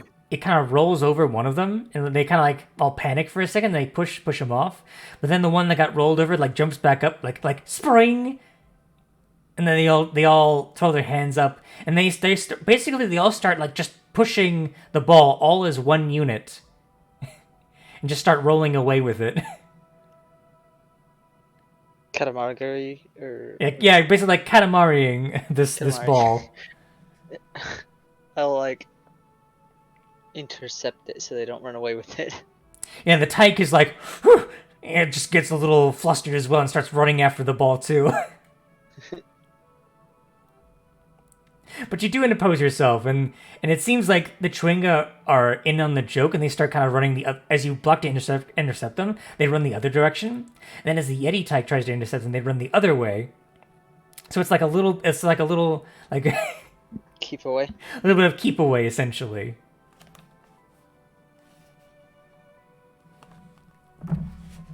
But eventually, the Schwingas appear. It seems like they grow tired, or as they kind of like mimic the act of being tired as they stare at you. Eventually, they kind of like pass the ball over to the tyke, who kind of like grabs it and kind of gives a little bit of a tiny snarl, a little bit flustered at his toy being taken away, and then kind of runs back to the boat. But the Schwingas gonna give you like a nice little clap as they swarm you again, Meepo, and they will give you one of their blessings. If I can find where those blessings are, as I look in the book for a moment, should be. Come on, where is it? Schwinga. Ah, here we are. Let's see here.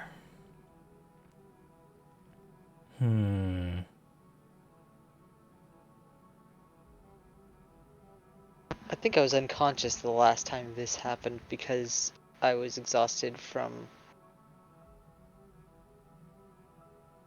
No, you would have you would have lost all those levels of exhaustion because of those. No. The last time we ran into Chwingas, I think I was exhausted from the fight with the the winter wolves or something like that. Oh yeah, probably from exposure from the cold. Yeah. I think yes, I do. I remember So that. like I was unconscious while this happened last time. I'm trying to. Let's see. I'm choosing which charm I want to give you here. One moment.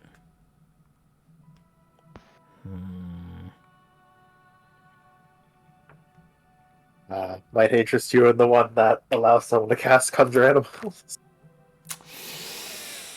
Nah, fam. I'm using the ones that are themed for the Icewind Dale. Like it's thematic. No, I'm making. I know. You're shitposting. I know.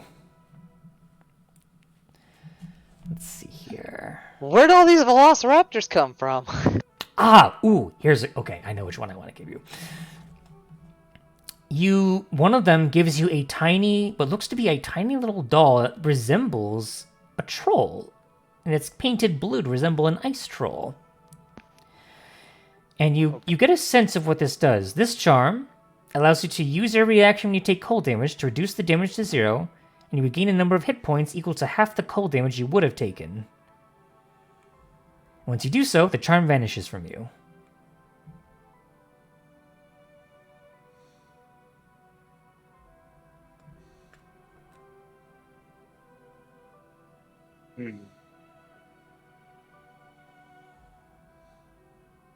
So, yeah, charm of the ice troll.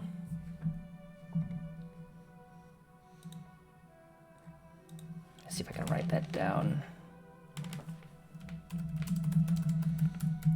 Use your reaction.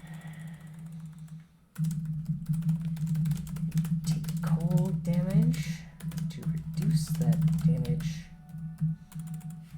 to 0. Regain hit points to half the damage taken.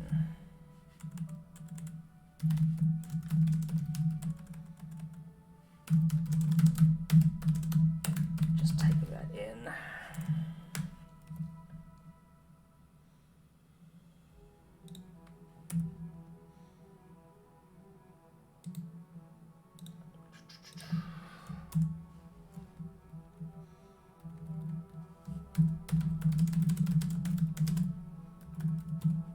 Okay, the throat might be error to in there. My eyes are a little bit. But there you go, charm of the ice troll.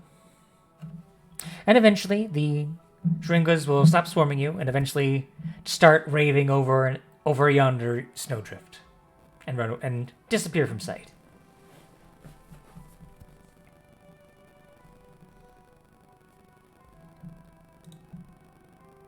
Is Always so light. Scales getting it too? Scales did do his own thing. Scales, why don't you make a charisma check of your own? Might give you your own.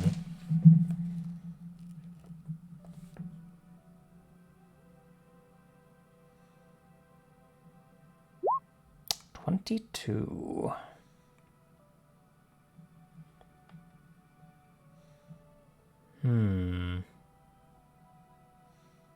1, 2, 3, 4, 5, 6, 7. I have to choose another one.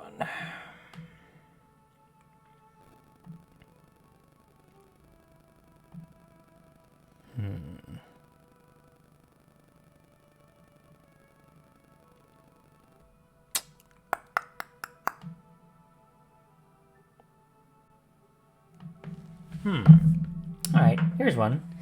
You gain the Charm of Bounty. This charm has 3 charges. As an action, you can expend one of the charm's charges to cast the Create Food and Water spell, requiring no components.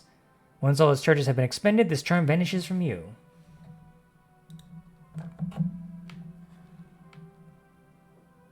And that's called the charm of what? The Charm of Bounty. Hooker picker upper? No. No, bad. I bring shit posts and not else. So yes, the Charm of Bounty. The charm with 3 charges is an action you can use the Create Food and Water spell with no components. And then once that's done, it vanishes.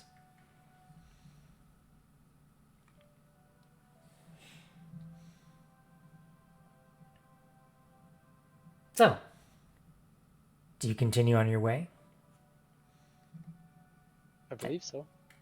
I don't have anything else to keep me here. That's what I assumed. I just wanted to make sure in case you guys wanted to do a little something else. With that, you make your way.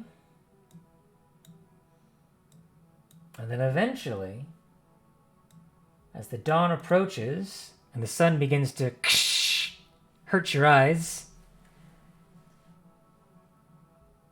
you enter the town of Lonelywood.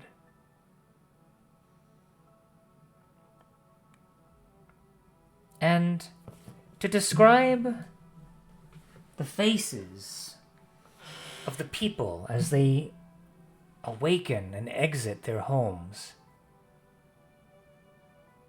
it's almost like it's a completely different world. You can see everyone's faces. They're no longer, for the most part, covered by face masks and goggles and heavy furs. Although they still do, of course, wear them because it's still cold. But you can see their faces. You can see them smiling. Where once may have been a sense of fear and dread, and never knowing what would happen with what tomorrow would bring. There's hope. There's happiness.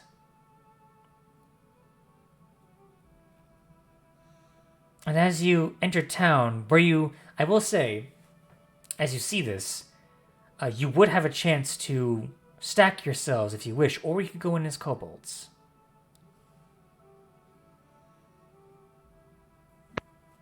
Savage is Lonelywood's head. So if we do, I would have to disguise self as Savage. I've Nice always idea. I've always been pretty good at pretending to be something I'm not. So if you gave me a description of how Savage might act and talk, and I might be able to maybe pass myself off as him. Well, imagine if Muerte was a kobold. A strange thought, but true. That should be easy enough. And you saw his body, so you know what he looks like. Yeah. Also, he did not sound like me. His voice was more gravelly. That's true, he didn't have the accent. I can change my voice. That'll be easy.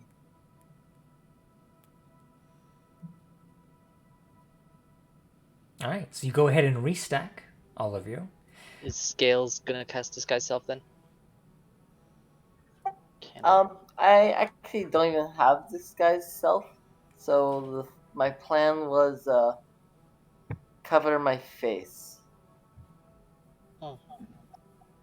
I mean, with like a cloak.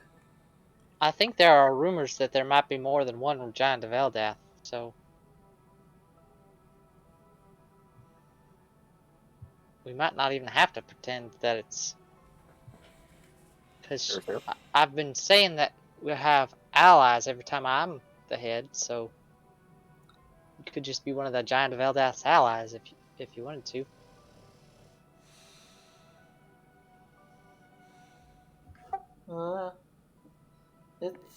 It's whatever. So, as you stack, the first thing that you notice is how much warmer it is. As you suddenly adjust to the inside, it's pretty sweltering in there now because of the increase in temperature. But you make do. Are kobolds cold-blooded? I believe that they are, to my knowledge, but I can double check on that later. What matters in this case, for the most part, doesn't affect you. It's just something to keep in mind. And as you... Stack is also 7 inches taller than it used to be. Yeah, that's right, because you increased your size because of your And your also- subclass. if Scales is a different height than Savage, it would also be slightly different from that as well. True. And yet people don't seem to notice the difference in this case.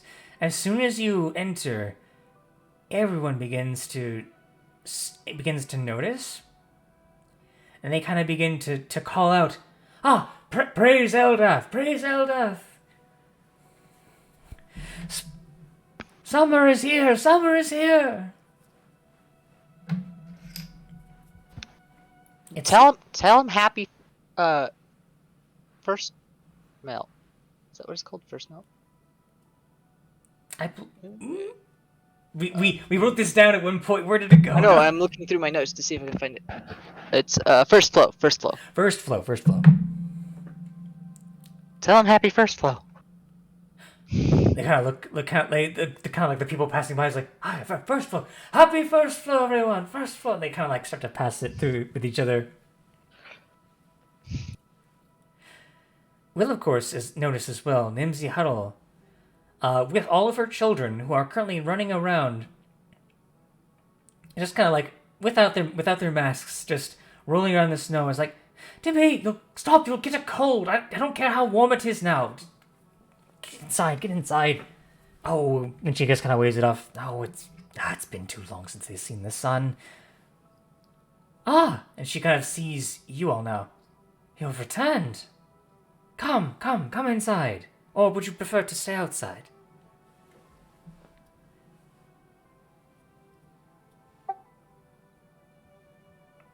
Am I the head? Yeah, you're the head.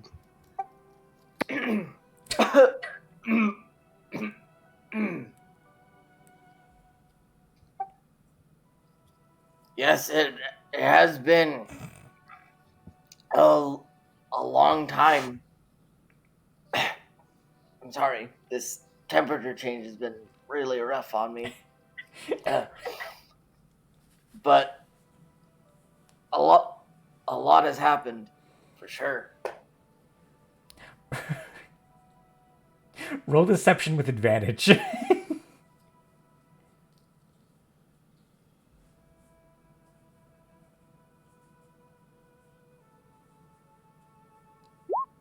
25. And it's so good to see you again, sir. Of course, you're the head, right? Wait a minute. Gotta think to herself for a minute. Come inside. And she kind of like leads you in.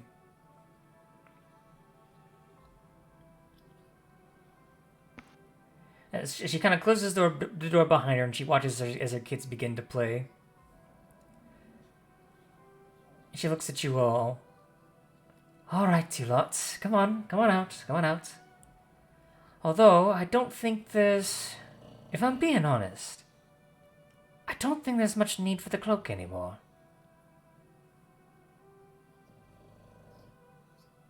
Oh, great!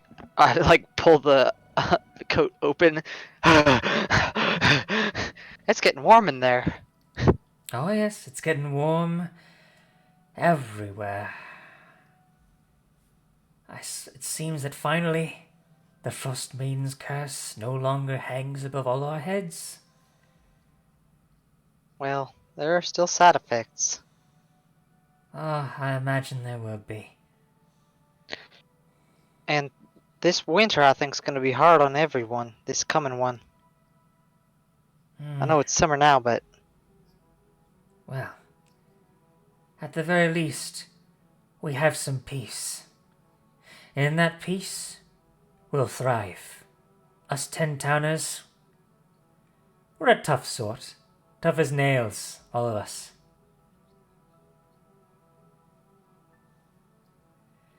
But you... Sure are. But you lot... Like I said, I don't think you'll be needing that cloak anymore. Words begin to spread, you know. The 4 kobolds who took down the Chartland dragon. You're famous, a lot of you. If that's what you wanted, well, good for you. If it's not what you wanted, well, sorry. Whether you like it or not, you're heroes. Seems people are starting to, well, maybe not respect kobolds, but at the very least, they can finally admit that kobolds are just as good and strong as any one of us, if they put their minds to it. Perhaps that's how it should have been all along, honestly. Well, that's good news. Ace Cadet? I could have pat him on the back. Yeah? Yeah, it is.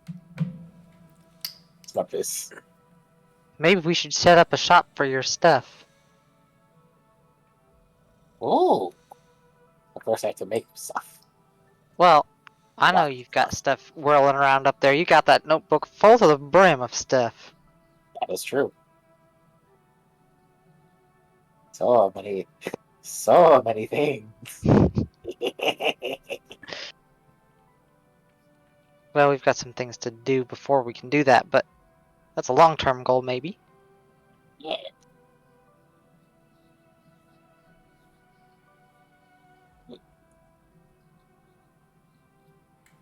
So, I assume you're here to just be passing through, or you're here to rest up in your little home. Well, we were planning on resting in the home. We did also want to know whether we were safe and coming out of the cloak since everything happened, and we wanted to see if you thought it was, and I guess that you answered our question before we could ask that one. That's true enough. Like I said, you're probably safe. For the most part, I think. Some folks I think might still be a little on it, but I think if you say who you are, I think you'll get a little bit more leeway. A little bit more clout. Also, she goes behind the counter, I think you'll be needing some of these. And she pulls out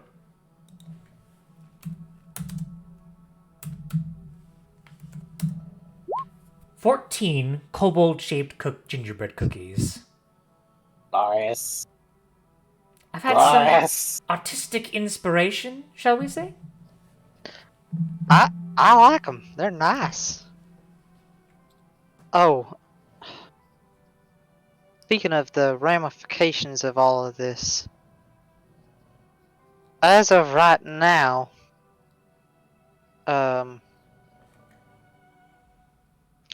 Savage was a casualty. But I just heard his No, But- no. We were trying to keep the Giant of Eldath facade going. I guess I didn't notice. And she kind of, it seems like she hadn't quite fully glanced entirely in your direction, Scales. I see. That's unfortunate. We have hope that maybe we can do something.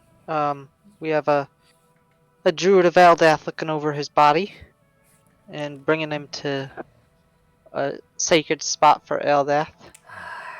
It's a shame. We're- It's a shame going out like that, but you'll have to have done Well, if you'd like to know, he went out brave as I've ever seen anyone, braver than anyone actually. He sacrificed himself to save us from the White Worm. She kind of gets a little bit of a shudder to her.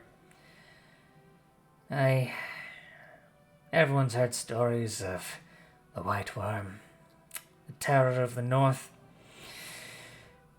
Keeps to herself, of course, usually. Leaves us 10-towners alone, for the most part. Been real quiet recently, though. None of the hunters have heard anything from that direction for a while now. Whether that's a good or a bad thing, I couldn't say.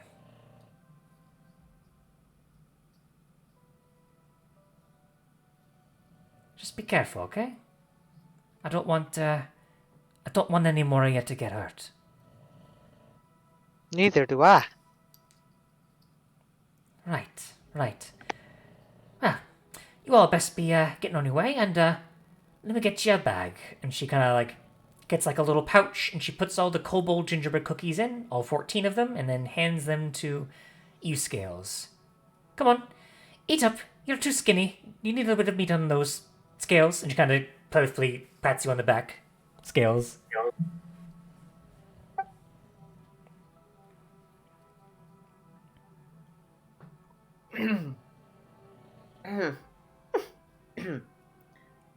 Thank you.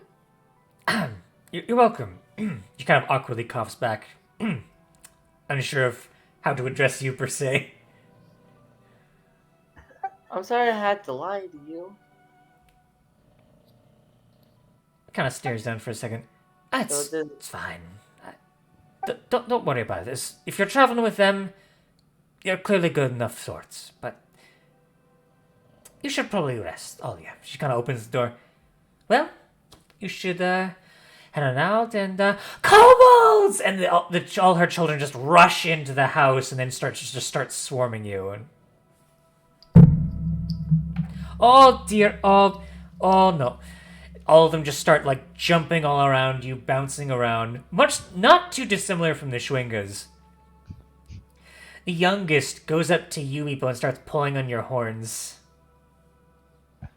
Gentle. Come on. One of the older ones goes up to you, Hawks, and goes, "Are you a dragon?" No. No, I'm still a kobold. Okay, lame, and then he runs away. Yeah, well, you're lame. No, I'm not. And just runs. Don't be rude, John. I'm so sorry. He's getting to that age. Children, come on, boys, girls, come on, upstairs, come on, go. And she kind of like rushes them up.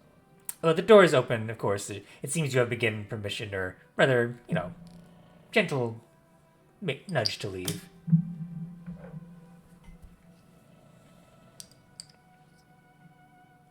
I'm going to continue towards the shack or whatever it was. Was it a storage shed? It was essentially a storage. You used to say storage shed. It used to be an inn, but Right. its owners either left or died.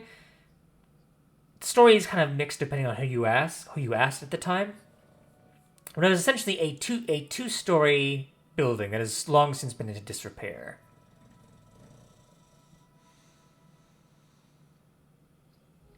And as you enter, it has been untouched as it was when you left it. And if you go upstairs, the mirror is exactly where you left it. Good. Excellent. Now we can use it for spying. On cultists.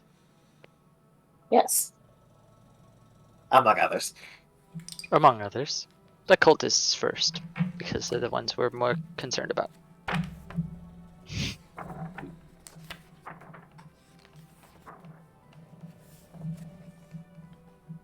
All right. In that case, do you go ahead and are you going to use the mirror then? Did we have anything else we wanted to do before that? While we're in town? I didn't think so. Okay, then yeah. I'm going to use the Okay. Mirror of Scrying. And who are you going to use it on? Avarice. Avarice. Okay. Your bold eyes see. Let me find her stat block.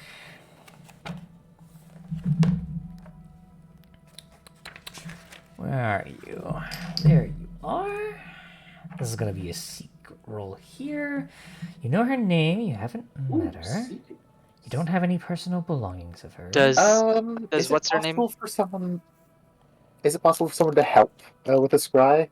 This isn't something you can really help with. It's either there are specific modifiers for the spell. So that's the person casting it. Yes, it has to be for the person casting it. Does when we were with what's her name, the wizard, villain, who is still technically Villain. with you. She's just kind of doddering behind, kind of Right. in her own little world, just seemingly like mentally preparing for the journey ahead, and perhaps not wanting to converse with you too much because of, Yeah. reasons. Right. We would probably. I would probably ask if she had anything of Avarice's, or that Avarice used to own, or anything like that. Unfortunately, I don't. Avarice was Fair always, enough. always very particular about me not having anything that was hers. And I likewise for can't me. understand why. Let's kind of make a roll here. Is the mirror something you have to attune to? I assume it is. Yeah. I've been Okay. attuned to it for ages. It's the only thing I'm attuned to. Okay, I've made the roll. Okay. Is the DC based on my ability check, or just based on the item?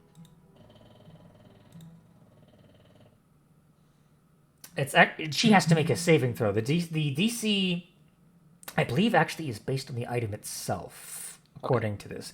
But the yeah, let's see. Here. Probably spell save for when it's just cast as a spell and not for an item. I'm gonna. Here's the thing, though. She rolled it too. Yeah. She wasn't I imagine it expecting doesn't some matter then. kobolds to check up on her. No one expects the Kobold Inquisition. No one expects the two.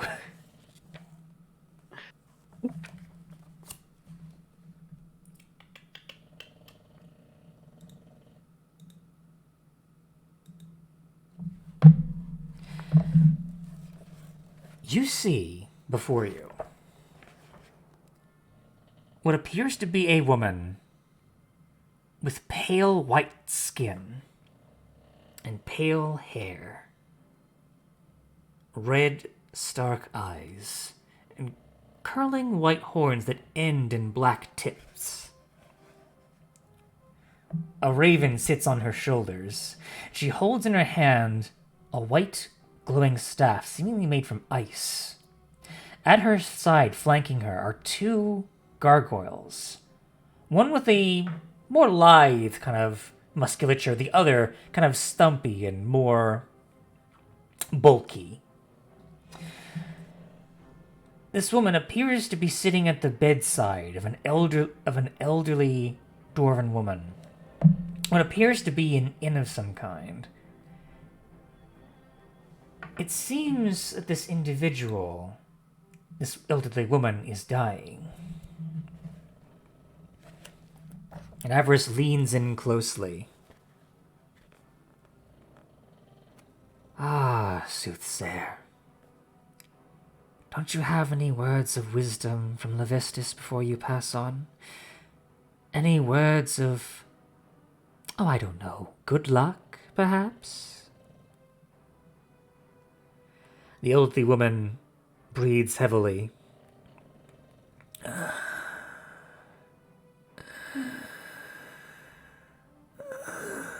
It doesn't seem to be much for words at the moment.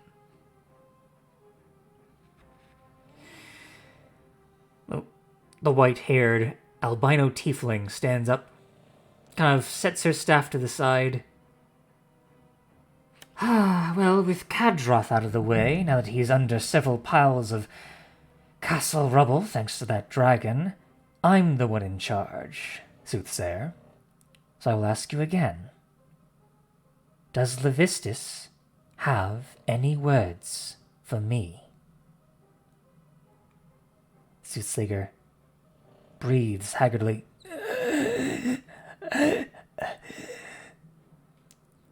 Your rival. She has what she seeks and heads for the glacier when her allies are ready. But know this. To face them head on is folly. For they have defeated a god. What hope have you? And with that, the elderly dwarven woman dies. Breathing her last breath, her arm falls to the wayside. Shit! The tiefling woman exclaims. Drat! Double drat! Damn it! She kind of pouts and stomps around. Oh, that's no good at all. Oh. Gargle. One of the gargoyles stands upright. I want you to keep an eye on these companions and on Villain. If they make any moves, let me know. But don't engage them. They're as powerful as she says they are. Killing a god. Unless it's some sort of riddle.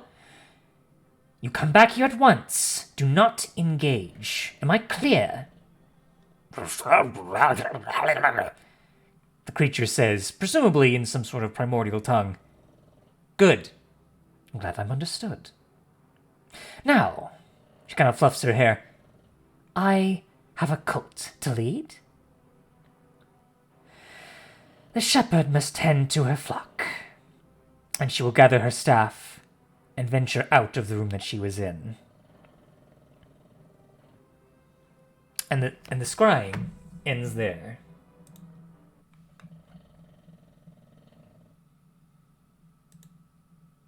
Hey.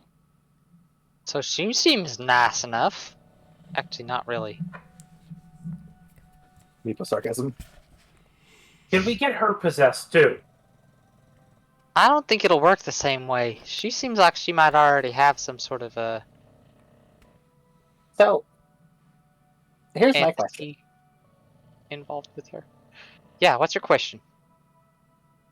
Do you guys just want to, like, go there and dunk on her and then do the glacier? It's on the way, isn't it? Kind of. I mean, I'm- it's the same direction. We I'm have to not go sure up and cults around are- Finisher. Are purveyors of peace. I'm not sure that's a good thing to have around. So, I'm okay with it. I don't think she's at the castle anymore. But then kind of pipes in.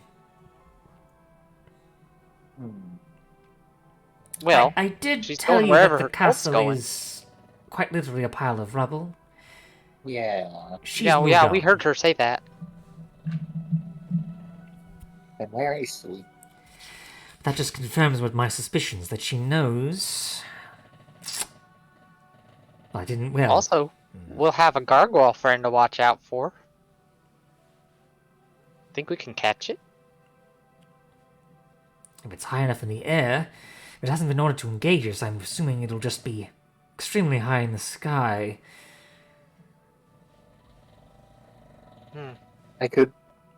I could cast invisibility on Scales, and he could fly up and, like, cast a web on it.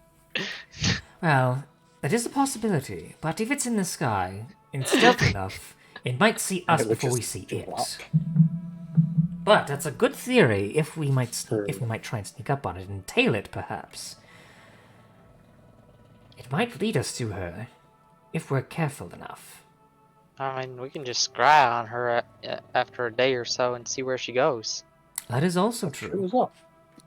Well, assuming she doesn't succeed on avoiding it. I think she was maybe a little distracted when we got her that time.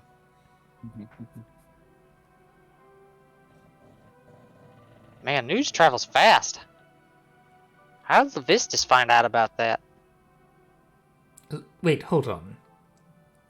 The Vistas. Revan kind of pipes up. Yep. What's The- a Levistus?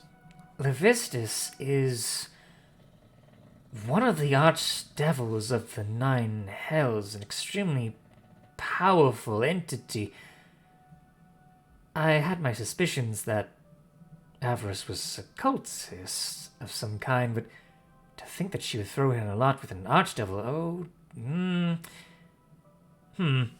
that is concerning.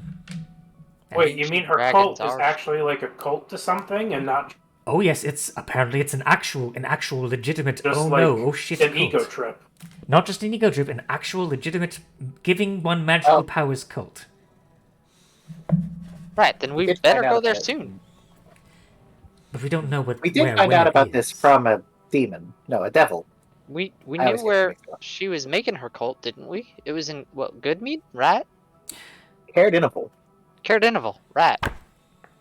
Right. No, I knew Because she of had a. notes. I knew she was involved in cult-like activities. I just didn't realize how deep it went. Apparently, it's that deep, Oh, all the dear. way down. Well, the weakened goddess is one thing. A cult behind the backing of an archdevil. Well, still might not be as much of a thing, but never underestimate people. It kind of looks towards all of you. Especially if they catch you unawares. I don't think she knows we are aware that she's aware. I'm confused. I actually, so out of curiosity, would we have all seen what was I being think shown in the so. mirror, or is it a? So- I more might have personal rolled it thing? differently before, but because it's a mirror, I'm going to say for the purposes of now that you would have seen what happened in the mirror. Okay, so one possibility is that she didn't seem to know anything about us apart from that we were traveling with you. So if And that you We killed a god, split she up. knows that. and that we killed Aro. So if we split up, the gargoyle will come to you. Will come looking for you, and it will probably not be looking for a bunch of kobolds. That She is- Actually, does no, know where the we're rumors. going in the long term. Because the rumors will be that the kobolds did it. Never mind. I was wondering if we could like pull a trick where the gargoyle was following Velin and not We us. do know some other kobolds, True. but I don't want to get them in trouble. with that Yeah, cult. the gargoyle's a bit much for those guys. I mean, to be fair, what was interesting about this soothsayer individual seemed to know that you killed a god, but no one else has any sort of knowledge on that so far that you've met. That's also true. Yeah, I was wondering how did even being an archdevil, how did he find out so fast? Like, we told what? The wizard here, an archdruid of Eldath, Well, and a talking whale. an archdevil Oh, might yeah, have I their s- ways, but you said a soothsayer? It's possible that they might have some form of prophetic vision. The fact that they died is unfortunate, but perhaps they might have had some other sense. Difficult to say, because she is dead and I can't ask her any questions, but that might be why she knew. Well, if we can find her, I can ask her questions. But she's dead. Pauses. I'm a Alright. cleric. Ah. Yes. Brilliant, actually. Brilliant. That might work. Wait, aren't you a necromancer too? I have to double check if Speak with Dead is on the wizard spell list. It didn't It's used on to the be. new wizard spell list, the updated one. Oh, I see. The new wizard. Okay, gotcha. So, for the purposes of this, it's not in my current repertoire, but I would certainly like to have it in the future. Because that Ah. sounds extremely useful. I mean, I guess I could teach it to you. I'm not sure. Our method of magic is a bit different, but I'll take notes. Tell you the basics. I'll take notes. And she just kind of pulls out a notebook whenever that happens. All right. Speaking of talking with the dead, I miss Sonar. Yeah. In He's the a fun guy. distance, you hear a, ah, just like in like reverb with like his like an image in the sky of like the mummified face. Man, I need to find a cleric of Selyun to send that way towards his him and his sister's burial site. Do a rededication or something. Simba. Ah.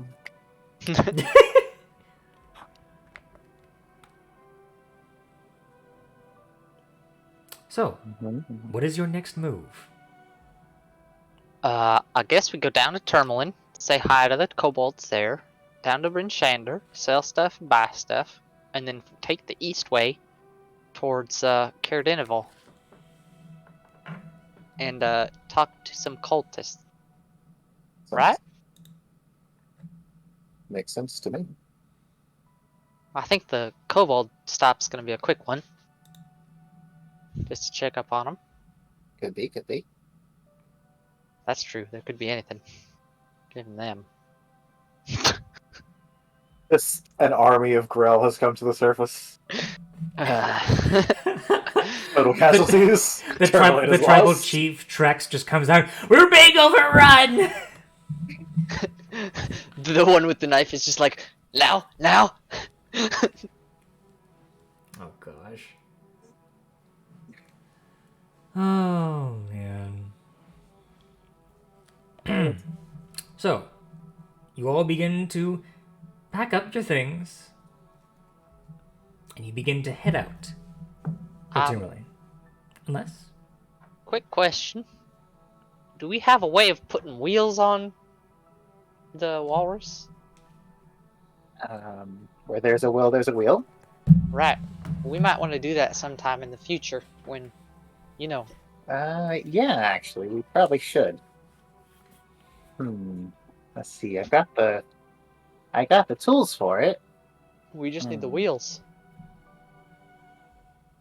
Yeah. Well, we'll keep our eyes out for it. Yeah. When we stop and buy stuff, we should ask around for any wheels. Or maybe there's one. Wasn't this building full of junk that we now have? oh yeah, this building is full of junk. True. Are there any wheels in here? Roll investigation. I will aid with emboldening bond. Mm-hmm. All right, it's okay if they're broken. They just got to be mostly circular, and I can work something out.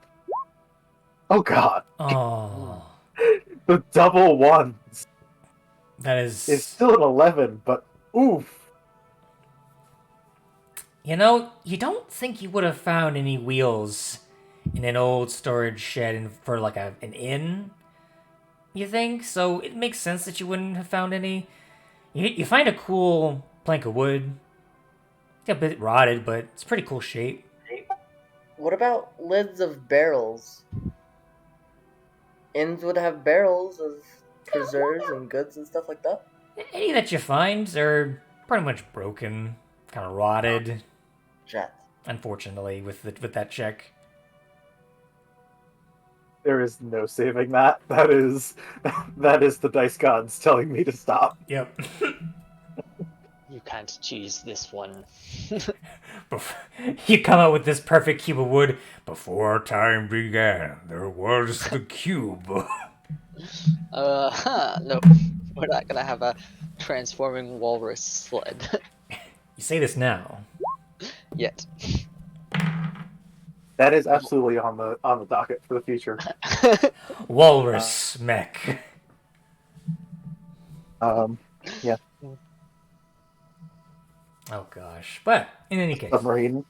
Wrong type of artificer, I think. No. How dare you, good sir? It's okay. You just make the turret into a walrus. It's that simple. You're I suppose that it is that simple. well, I say this, but you know. In any case, you all gather your things, and you begin to make the trek down to Tourmaline, which, because you're taking the road, is fairly straightforward. Especially because some of the snow in this day actually starts to melt, if only slightly, as the temperature increases by a fair degree. Gradually, slowly, but it does increase. And the roads are not blocked. The roads are in fact, quite clear. As you journey down them, you meet passers-by who are kind of starting to shed their wintry masks. And more smiling, tired, but smiling faces greet you as you travel down, even in your kobold forms.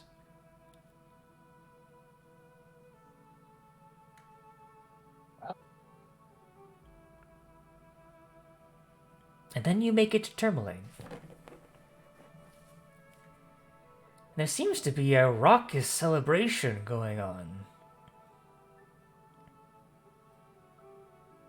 As you see a band of kobolds, led by Trex, are currently in the midst of hanging a giant banner. A giant banner. It seems to be some sort of celebration of Eldath, it seems.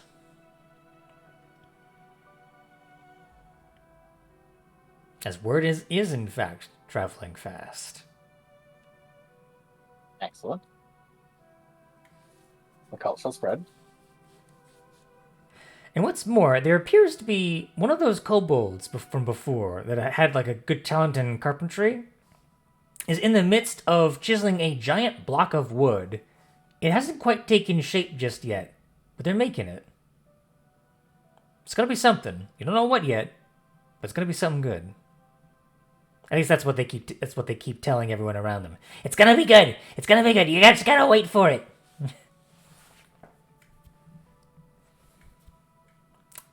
Refuses to elaborate further on that.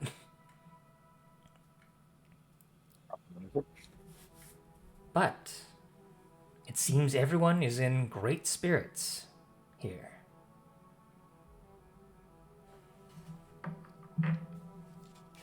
So, what do you do while you're in town?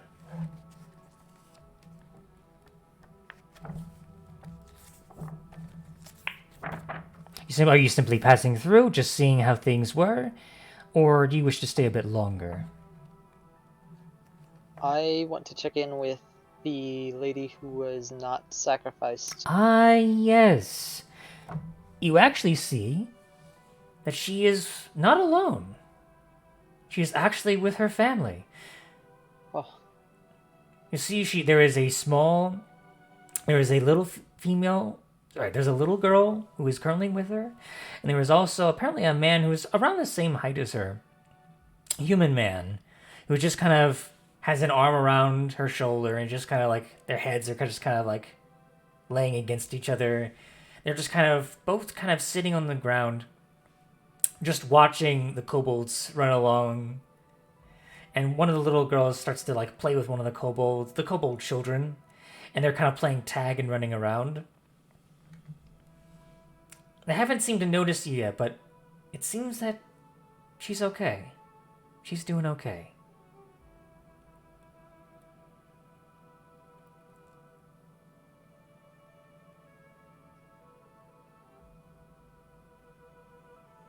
that's what I needed to see.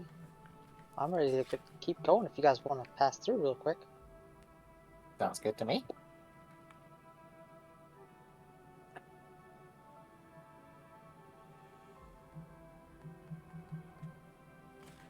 All right. If you wish to go... Oh, Scales wishes to say something, perhaps?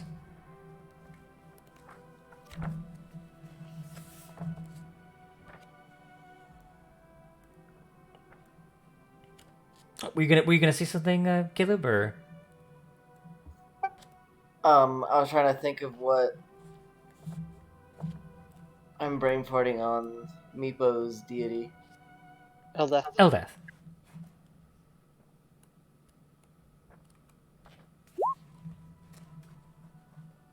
Cult Levistus versus Cult Eldath.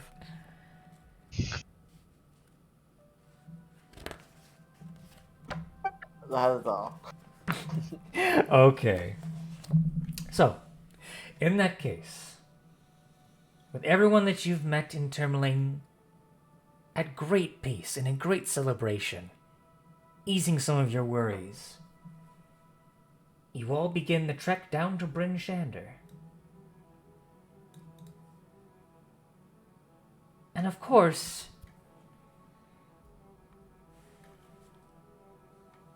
before, it was a very dour atmosphere, especially during the sacrifice. The people, there are, as before, there were very few people in the streets. But this time, the streets are filled to the brim with people.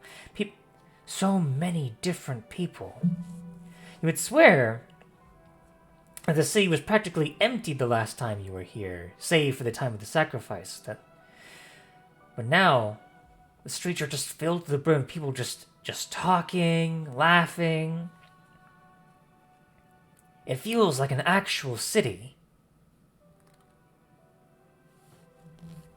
In fact, it's somewhat difficult to actually travel around because there's so many people.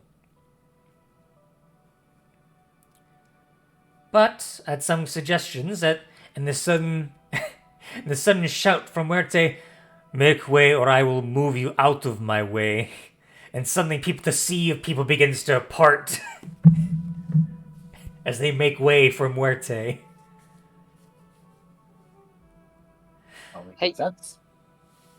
I wonder if there's like an item you could make from Muerte that would like do something like my thaumaturgy, but from Muerte's voice. That'd be kind of cool. Probably. Make Let's see. Muerte's voice louder, so she can do that. Well, I was already planning to make her a mask or beak helmet. All right. Yes, that would be very cool. Please do that. Oh. Maybe once we deal with this cult, we can take a week to arm up. I mean, Seems like I that don't should be know. something we do beforehand, but okay. It makes sense to do Well, it as soon as possible. yeah, it's the thing. Like, the time pressure is that we worry about them preparing for us. Right.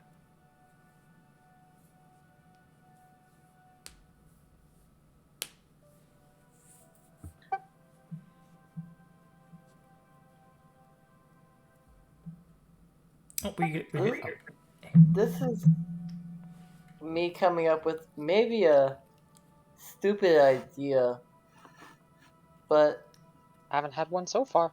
if we had the information or the key or whatever to get into whatever the underground place was that everyone's so interested in getting into,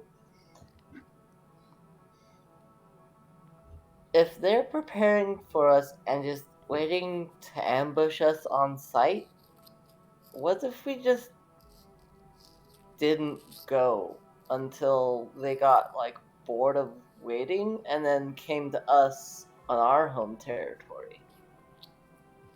Take a long time though. Would it? Would they not eventually be like, where are they at? Are They they might already try to. They might try to steal the thing, which I guess we could prepare for. Or, if I know Avarice well enough, she'll most likely perhaps lie in wait and wait for us to head in. Well, Go ahead, sorry. his plan was to let them wait until they get so bored that they come after us because they think we've already done it, right? Or that we're not going to do it. Was that it, Scales? At that point, it's just wasted time. Valen kind of scribbles in a notebook. I, for one, would like to leave as soon as possible, gain enough ground, and then simply head there as soon as possible. Honestly, I like Scale's idea in that it would be the least convenient for them, but it's also somewhat inconvenient for us. Especially for me, Valen says. Right, and we did say we were going to work with you. So if we weren't doing that, then I would be all for it. But I think there are other ways we can annoy them. Like sickening radiance. Ooh. I don't know what that is, but it sounds like that's true. It sounds sickening. I was thinking just doing our normal thing and being kobolds would be pretty annoying to them. Because most people just don't like being beat by kobolds. Like laying traps. Yeah. Traps. Uh-huh. They do. I like the sound of that. Traps. That's kind of fun.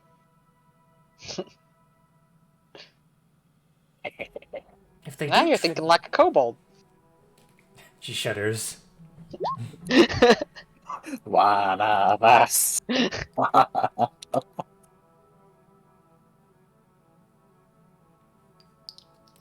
But now you have full reign of Bryn Shander, and as such, you have the resources to sell your stuff and stock up on whatever your heart desires. Okay, here's my shopping list. I actually do have a shopping list. What else? I don't think we ever counted the money that we got. It's not too weird. I have an IOU for 200 gold pieces from Tagalos. Hmm. So I don't know what that's from, but I have it. From before we got the Drugger map. Which means before we went south to the Turtle and Dragon. Hang on a second. That sounds familiar to me. Hakalos, hang on.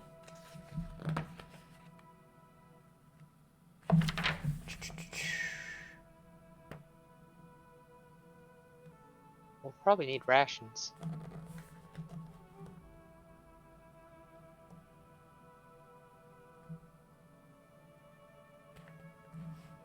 An IOU, that sounds... I believe, actually, that might have been from someone in Bryn Shander. I believe a while back, you gave someone a giant anvil, or a lot of scrap metal, Right. to basically either sell for... yes, that's what it was. Hang on, if it was in Targos, then that is a different... I remember this now. Hang on, I have to find where he is. I remember.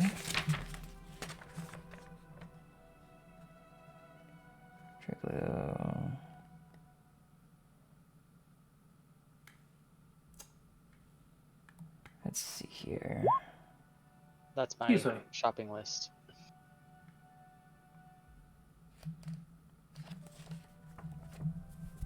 Indeed.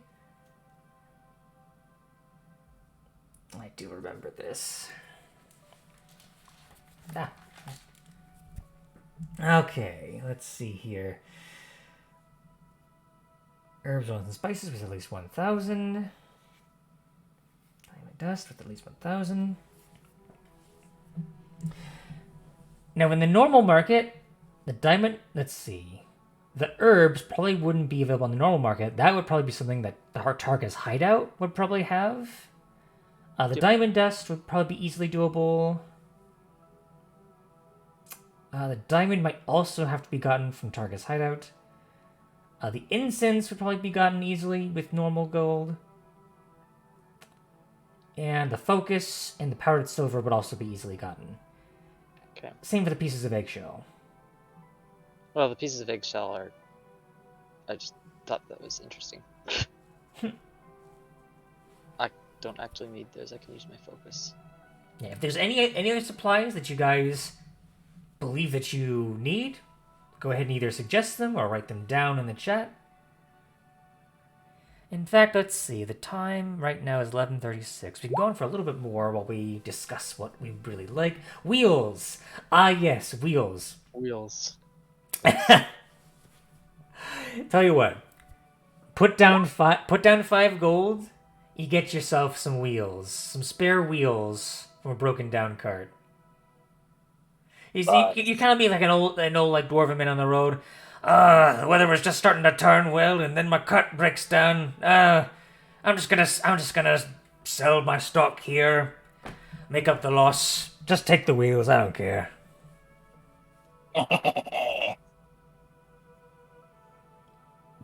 Okay, so wheels. Meepo's have not entirely wheels. convinced that Skinnock didn't like run ahead during the night and break this guy's wheels and then come back. acting like the- I'm honestly touched that you think that well of me.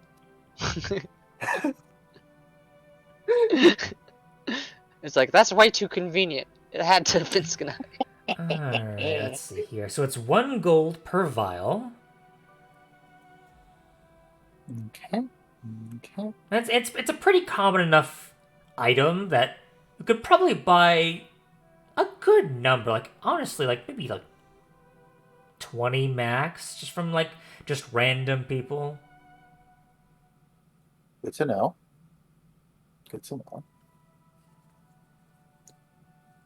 Just glass ball, so 20 of those for 20 gold.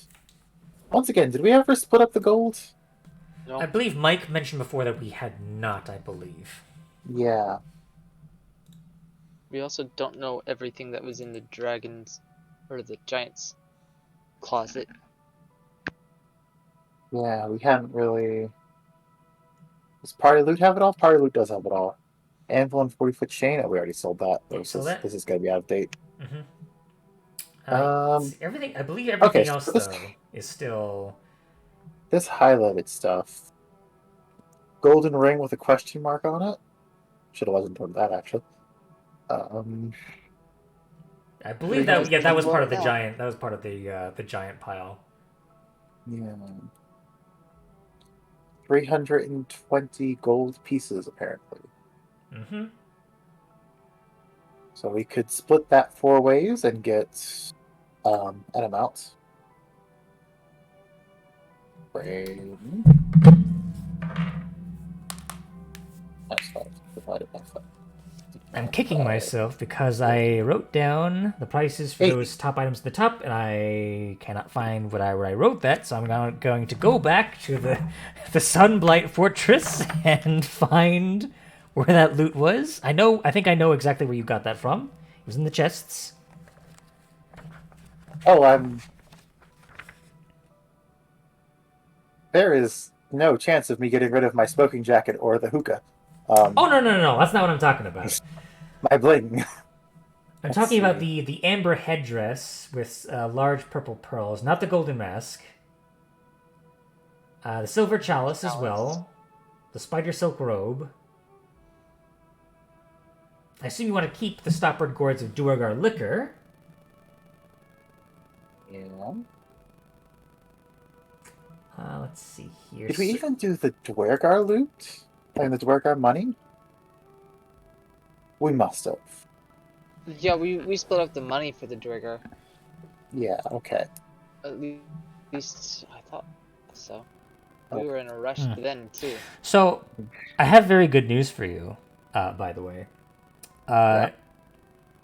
You go to a place to appraise your loot. That amber headdress with the large purple pearls, it's worth 2,500 gold pieces. That's good. Ooh, I was like gonna suggest keeping it, but now Yeah, that's I gonna help pay for some things. Oh, you know what? do think I'd like to keep this cloak of elven kind, if that's okay. That's all good. Yeah, because that is terrifying on someone who hides. I mean, like, I haven't really used stealth that much. So if someone else wants it, that's fine. But So of course, you want to keeping the mask, of course. course, because not a chance in heck that's going to be removed. And the Yep, the I'm silver. not giving that up. Of course. I expected nothing less.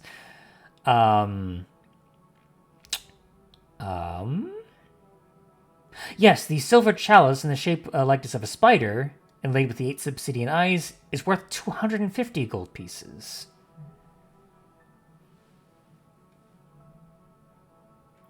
And that was the extent of the Duergar loot.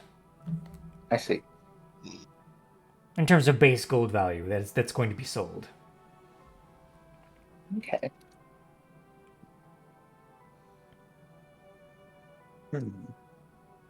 Yeah, I think because this is all going to be like more bookkeeping, I think we can go ahead and end the stream here, though, because it's 11:41. Yeah, that makes sense. Alrighty.